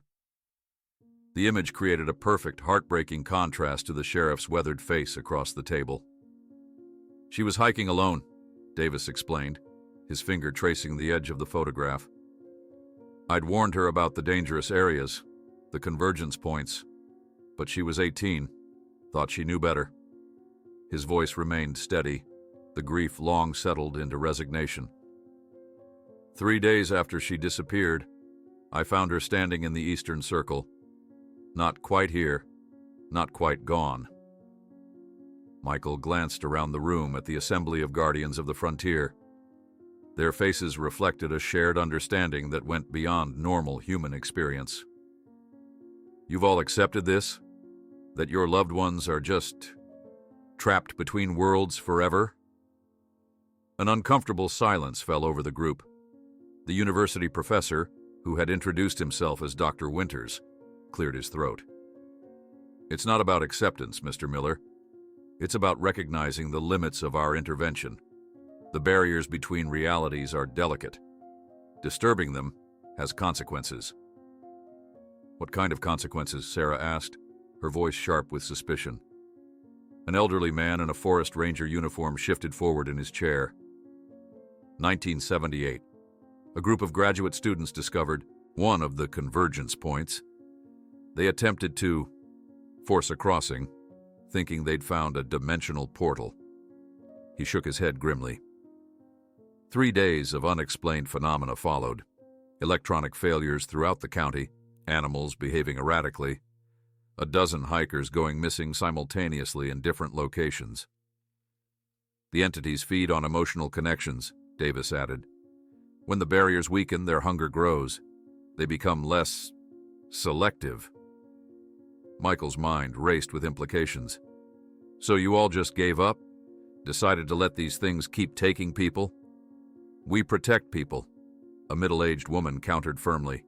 She wore the uniform of the local fire department, captain's bars on her collar. "We map the convergence points, monitor them, keep people away during active periods. The disappearances have decreased by 70% since the Guardians formalized in the 1950s. "But you keep it secret," Sarah said. You let families like mine search and hope and grieve without ever knowing the truth." Davis's expression hardened. Would telling them help? Would it bring comfort to know their loved ones exist in a state between worlds, serving as anchors for entities we barely understand? He gestured to the gathered group. "Look around.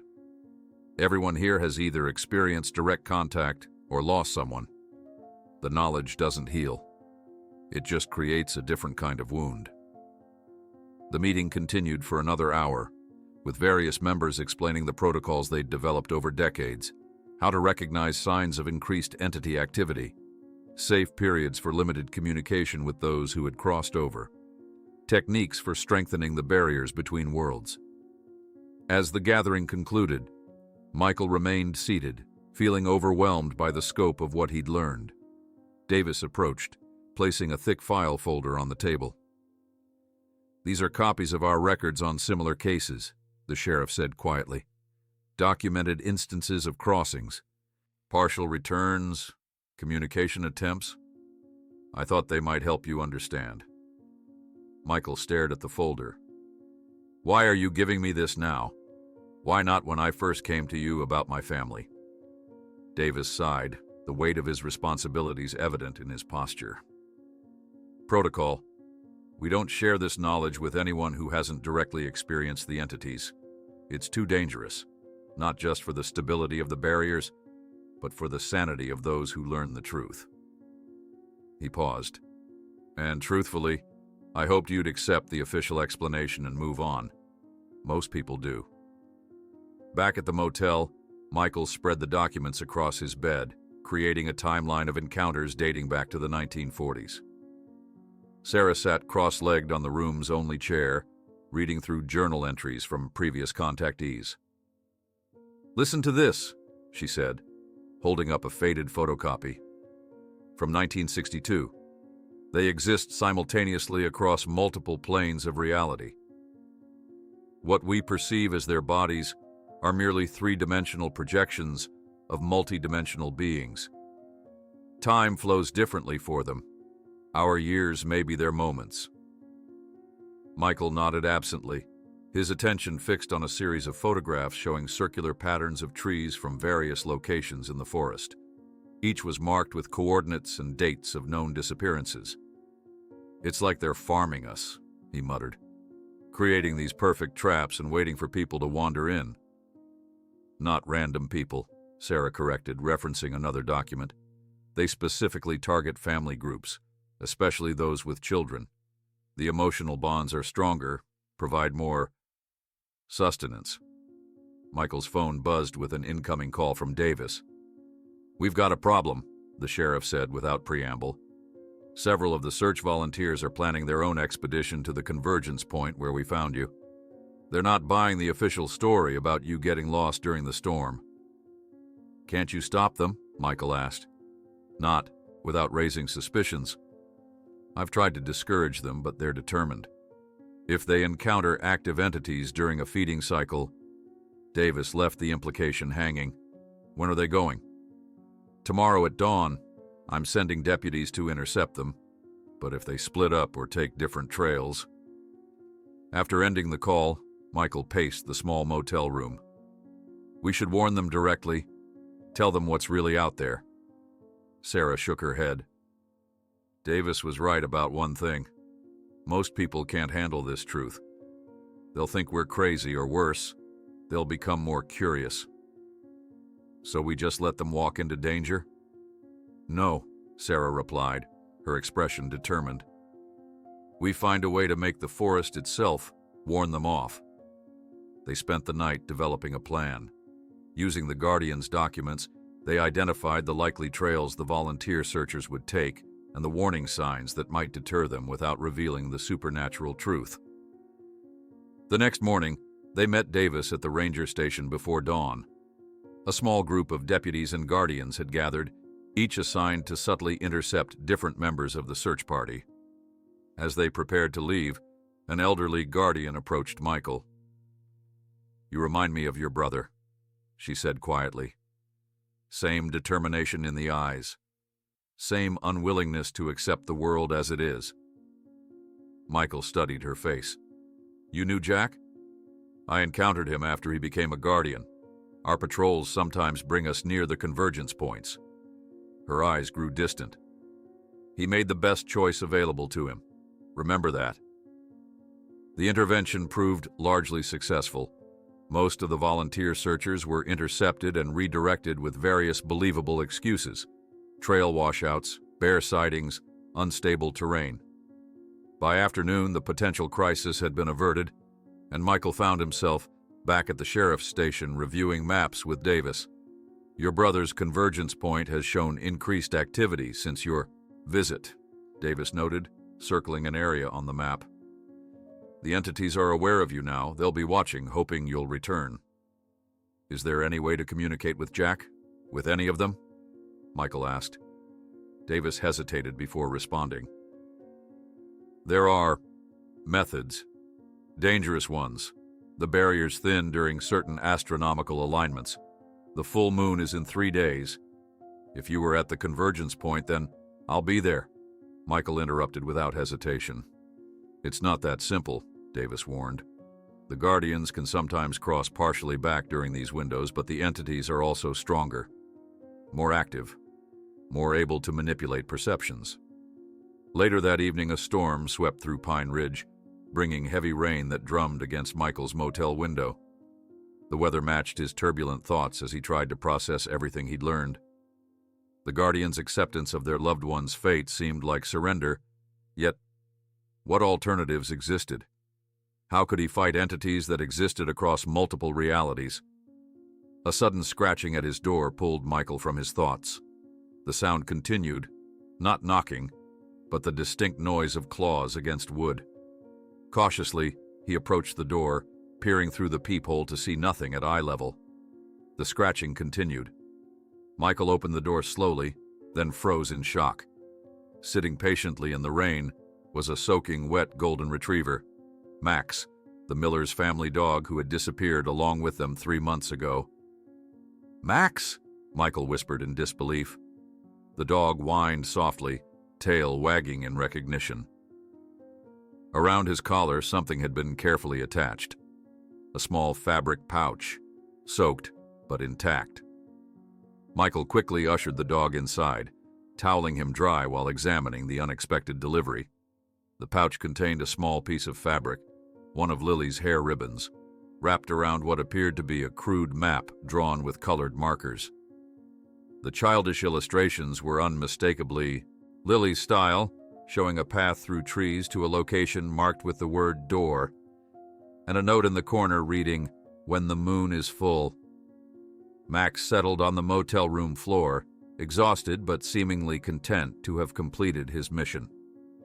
Michael stared at the map in wonder, questions multiplying in his mind. How had Max found him?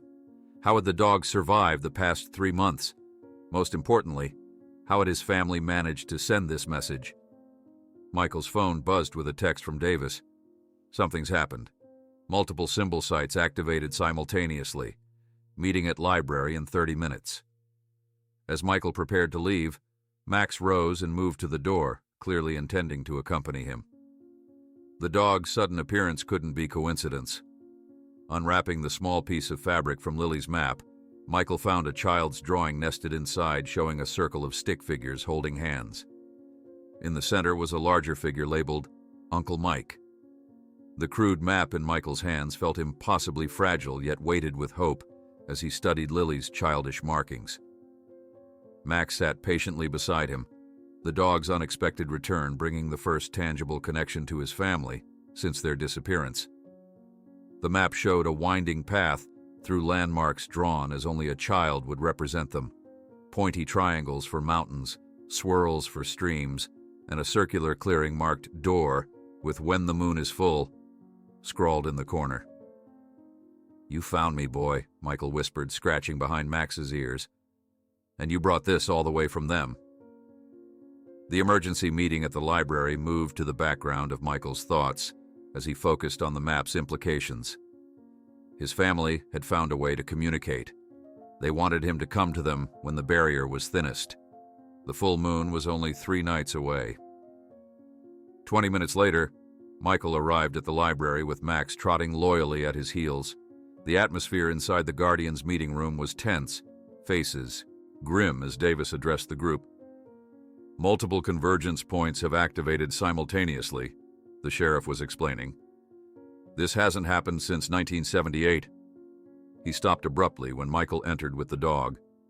Is that Max? Michael confirmed. He showed up at my motel room door with this. He held up Lily's map, and an audible murmur spread through the assembled Guardians. Davis crossed the room in 3 quick strides. May I? The sheriff examined the map carefully, his expression shifting from concern to something approaching awe. In 30 years of monitoring these phenomena, I've never seen this level of direct communication from those who've crossed over. Dr. Winters adjusted his glasses as he studied the map over Davis's shoulder. This suggests a significant weakening of the barrier, likely corresponding to the unusual activity we're detecting across multiple sites. Or it suggests my niece is exceptionally determined, Michael countered. I'm going. On the full moon. The room erupted in protests, voices overlapping in urgent warning. Absolutely not. Too dangerous during a multi-site activation. The entities will be at peak influence. Davis raised a hand for silence. Michael, you don't understand what you'd be walking into. During peak convergence events, the entity's ability to manipulate perception increases exponentially. Many who've attempted contact during such times never returned. I'm not asking permission, Michael stated firmly. I'm telling you my decision. My family found a way to reach out to me. I won't ignore that. Sarah, who had been quietly reviewing data in the corner, finally spoke. I'll go with him. When several Guardians began to object, she continued, if he's going regardless, he shouldn't go alone. I know those mountains better than anyone in this room. A tense silence followed her declaration. Finally, the elderly Guardian who had mentioned meeting Jack after his transformation stepped forward. If you're determined to go, you should at least be prepared. She placed a small cloth bag on the table. Dried herbs that disrupt their ability to read emotions, chalk made from specific minerals to draw protective symbols, and this, she withdrew a small crystal pendant on a leather cord. It won't stop them, but it might help you see more clearly when they attempt to manipulate your perception. Over the next 2 days, Michael and Sarah prepared meticulously for their expedition. They studied every document the Guardians possessed about successful communications during convergence events. They memorized protective symbols and practiced drawing them with the special chalk. Davis insisted on at least teaching them the basics of navigating the unusual phenomenon they would encounter. Time and space behave differently near active convergence points, he explained during one preparation session. You might experience temporal slips, moments when past, present, and future bleed together. Don't try to make logical sense of it. Focus on your emotional anchors instead. The night before the full moon, Michael sat alone in his motel room, Lily's map spread before him. Max lay at his feet, occasionally whining softly as if sensing Michael's anxiety. Outside, the waxing gibbous moon cast long shadows across the parking lot. A soft knock at the door announced Sarah's arrival. She entered carrying 2 backpacks filled with supplies. Last chance to reconsider, she said, though her tone suggested she already knew his answer. I have to try, Michael replied simply. Wouldn't you, if it were Cameron? Sarah nodded, her resolve matching his own. I'd walk through hell itself. They set out at dawn, parking at the most remote trailhead that would still give them access to the convergence point by nightfall. Max led the way with uncanny certainty, occasionally stopping to ensure they followed. The dog seemed to innately understand their destination. The forest felt different today, quieter, more watchful. Birds fell silent as they passed, and even the wind seemed reluctant to rustle the leaves. By midday, they began noticing subtle changes in their surroundings. Tree patterns that shouldn't naturally occur. Shadows that moved independently of their sources. The faint, but persistent sensation of being observed. "The Guardians are following us," Sarah noted, glancing back at the trail behind them. "At a distance. Davis must have ordered them to track us without interfering." Michael nodded. "Let them, as long as they don't try to stop us." As the afternoon waned, they reached a familiar landmark from Lily's map, a distinctive rock formation she had drawn as a sleeping turtle. From here, the path grew less defined, but Max moved forward with unwavering confidence.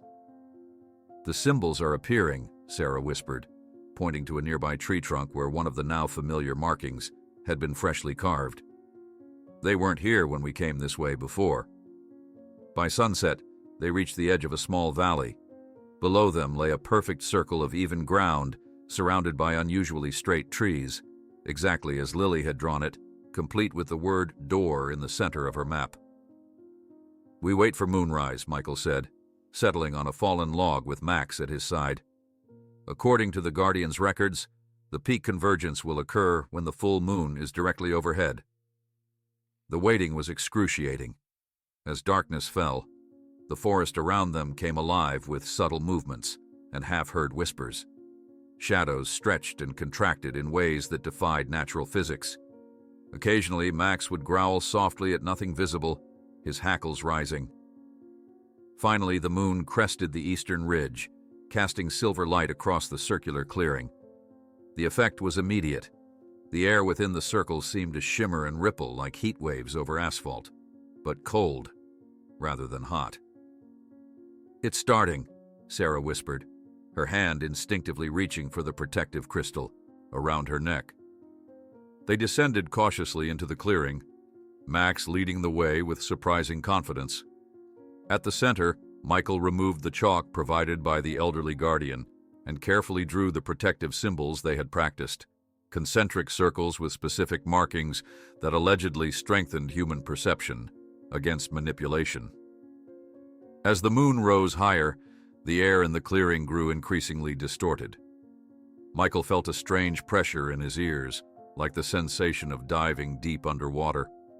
Colors seemed both more vivid and somehow wrong, as if shifted slightly along the spectrum. "Michael?" a familiar voice called from the trees.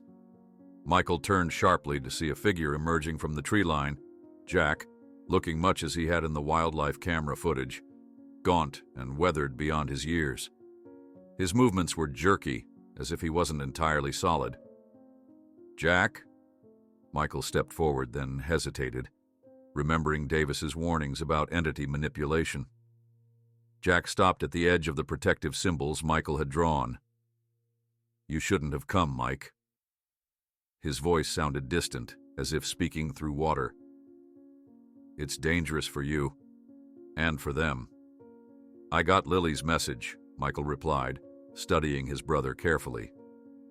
The crystal around his neck grew noticeably warm against his skin. "She wanted me to come here. Tonight." Jack's form seemed to flicker slightly, like a television with poor reception. "They let us send the dog, a test.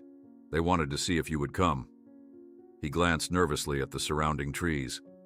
"They're curious about you, about your connection to me." Sarah remained within the protective circle, her hand on Max's collar. "What are they, Jack? What do they really want?" "They've existed here since before humans," Jack explained, his voice strengthening as the moon climbed higher. "They feed on emotional connections. Family bonds are the strongest. They've been taking people for centuries, just a few at a time." "The people who disappear in these woods," Michael realized aloud. Jack nodded.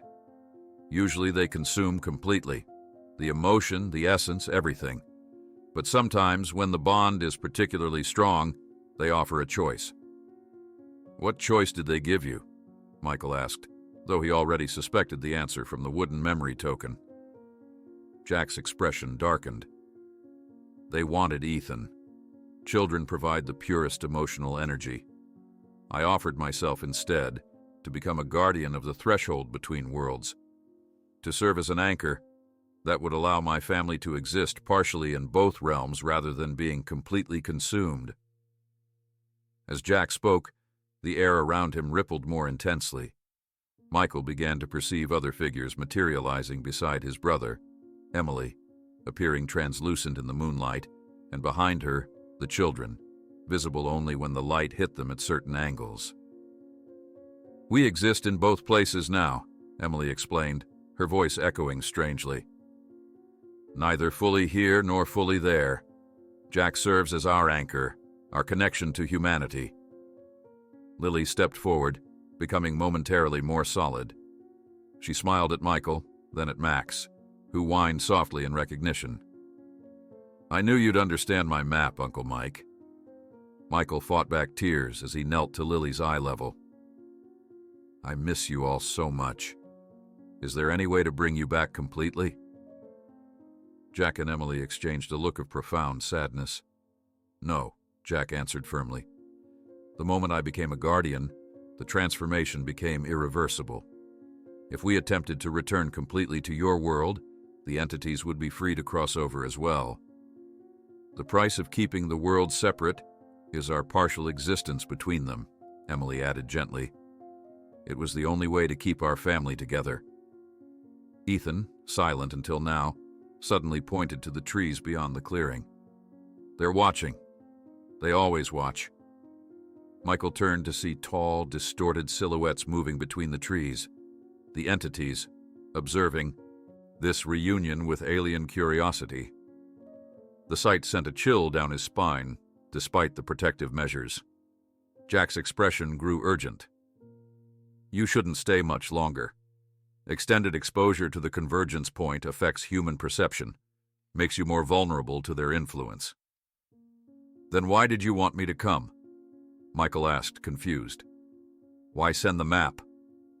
Emily approached, becoming briefly more solid as she moved deeper into the moonlight. "There is a way you can help us," she whispered, materializing long enough to press a small, crystalline object into Michael's palm. "Not to bring us back, but to free us from being completely consumed over time." The crystal in Michael's hand seemed to contain its own light, pulsing gently against his skin. "What is this?" "A fragment of reality," Jack explained. "It can anchor us more firmly to our partial existence, prevent us from fading completely into their realm. But using it has a cost that you must be willing to pay." Michael stared at the crystalline object in his palm, its gentle pulsing light illuminating his face in the moonlit clearing. "What cost?" he asked, his voice barely above a whisper. The weight of Jack's words hung in the air between them. Jack's form flickered momentarily, becoming more transparent before solidifying again. "A connection must be maintained, a living anchor in your world, bound to us through blood and choice." His eyes, now containing pinpoints of otherworldly light, met Michael's. "You would become our tether, Michael. Not trapped as we are, but bound to us nonetheless." "What does that mean exactly?" Michael asked, closing his fingers around the crystal, feeling its strange warmth against his skin. Emily stepped forward, her form becoming briefly more substantial. "You would be able to live your normal life, but part of your essence would extend into this liminal space. You would feel us, sense when the barriers thin, know when we're in danger of fading too far. And during convergence points like tonight," Jack added, "we could communicate, even briefly manifest in your reality." Sarah moved cautiously closer, the protection amulet around her neck glowing faintly. "Is it dangerous for him?" "Not physically," Jack answered, his expression grave. "But emotionally, spiritually, yes. He would carry us with him always, our joys, our pain, our existence between worlds." Michael didn't hesitate. "I'll do it." "Mike," Jack cautioned, "think about what this means. You wouldn't be able to fully move on. You'd be connected to our in-between state for the rest of your life." Michael looked at his brother's translucent form, then at Emily and the children, their existence hanging by the thinnest of threads between realities.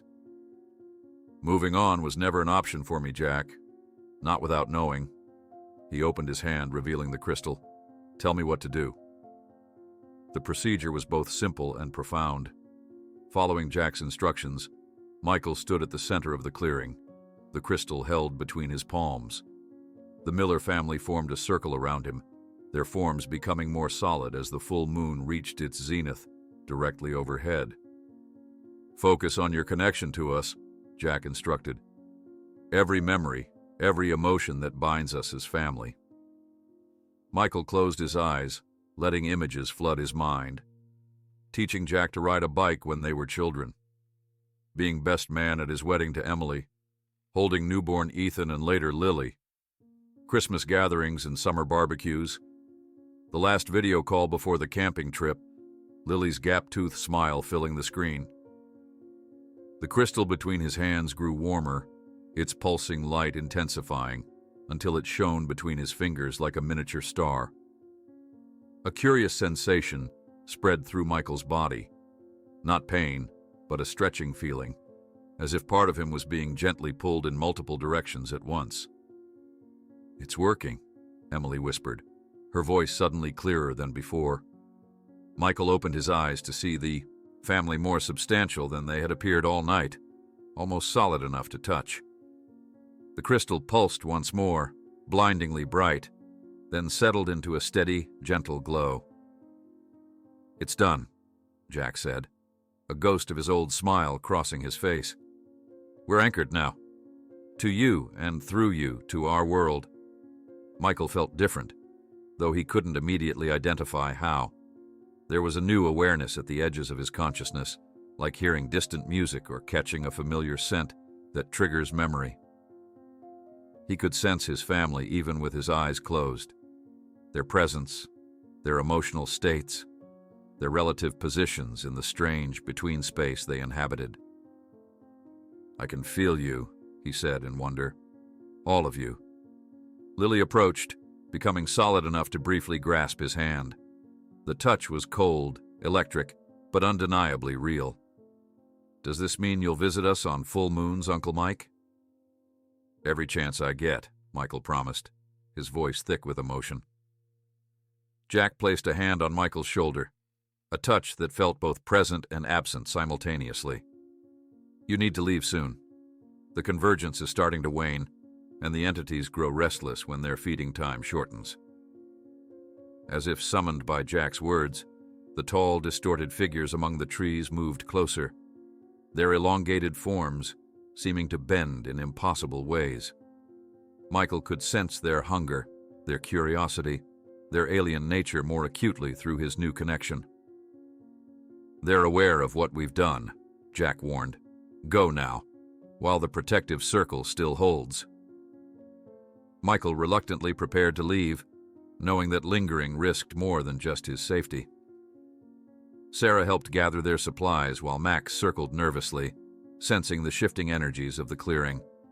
Before stepping beyond the protective symbols, Michael turned to his brother one last time. "I'll find a way to help you more permanently. There has to be a solution beyond this half-existence." Jack's expression darkened. "Be careful making promises you can't keep, Mike. Some boundaries aren't meant to be crossed completely." With a final, painful goodbye, Michael and Sarah retreated from the clearing, following Max, who seemed eager to leave the convergence point. As they climbed the ridge above the valley, Michael looked back to see his family still standing in the moonlight, their forms growing increasingly transparent until they faded completely from view. Yet in his mind, through the new connection forged by the crystal, he could still sense them, distant but undeniably present. 3 days later, Michael sat in Sheriff Davis's office explaining everything that had transpired during the full moon. The crystal, now mounted in a simple setting on a chain around his neck, pulsed faintly against his skin as he spoke. "So you've become an anchor," Davis said when Michael finished. "I've heard of such bonds, but never witnessed one being formed." He leaned back in his chair, studying Michael carefully. "How does it feel?" "Strange," Michael admitted. "Sometimes I'll suddenly know that Lily is drawing or that Ethan is exploring the edges of their in-between space. I can sense Jack's constant vigilance as he maintains the boundary. Davis nodded thoughtfully. The Guardians will want to document this. It's unprecedented, at least in our records. I have a request, Michael said. I want to move into Jack and Emily's house permanently. They left it to me in their will, though they never expected to use that provision this way. Being in their home strengthens the connection somehow. Davis seemed unsurprised. That makes sense. Physical spaces associated with strong emotional memories often serve as natural convergence points on a small scale. He hesitated, then added, "What will you tell people about the family?" "The truth, or part of it," Michael replied. "That they went missing in the woods and were never found. That I'm honoring their memory by taking care of their home and dog." He absently stroked Max's head, the retriever having refused to leave his side since their return. The community already accepts that version anyway. In the weeks that followed, Michael established himself in Pine Ridge permanently. He resigned from his job in Portland and used his savings to establish the Miller Family Foundation, ostensibly dedicated to forest safety and missing persons research. In reality, it provided him a legitimate platform to study other cases, potentially involving the entities, and to discreetly steer hikers away from known convergence points. Sarah became the Foundation's first employee, her knowledge of the forest proving invaluable. Their shared experience had formed a bond that went beyond friendship, though neither rushed to define it. There was time for that, now that Michael had committed to staying. The Guardians welcomed Michael into their circle, his unique connection to those who had crossed over providing new insights into the entities and their realm. Dr. Winters was particularly fascinated by Michael's ability to sense disturbances at convergence points before they became visibly active. 1 month after the full moon ritual, Michael awoke in the middle of the night to find Max sitting alert at his bedside, ears perked toward the hallway. The crystal around his neck pulsed warmly against his skin. "What is it, boy?" Michael whispered, instantly awake. Following the dog downstairs, Michael entered the darkened kitchen to find the radio had turned itself on, emitting only static. As he reached to turn it off, childish voices emerged through the white noise, singing faintly but distinctly. "Happy birthday to you. Happy birthday to you." Michael froze, his hand hovering over the radio dial. Today was his birthday, something he'd nearly forgotten in the chaos of recent events. Something only his family would remember. Tears welled in his eyes as the static-filled singing continued. "Thank you," he whispered to the empty kitchen that somehow felt full of presence. The next day, Michael installed a small memorial plaque at the entrance to the hiking trail where the Millers had disappeared. It bore their names, dates, and the simple inscription, "Lost to the forest, but never forgotten." As he stepped back to view the finished installation, the late afternoon sun caught the glass covering of the plaque at just the right angle.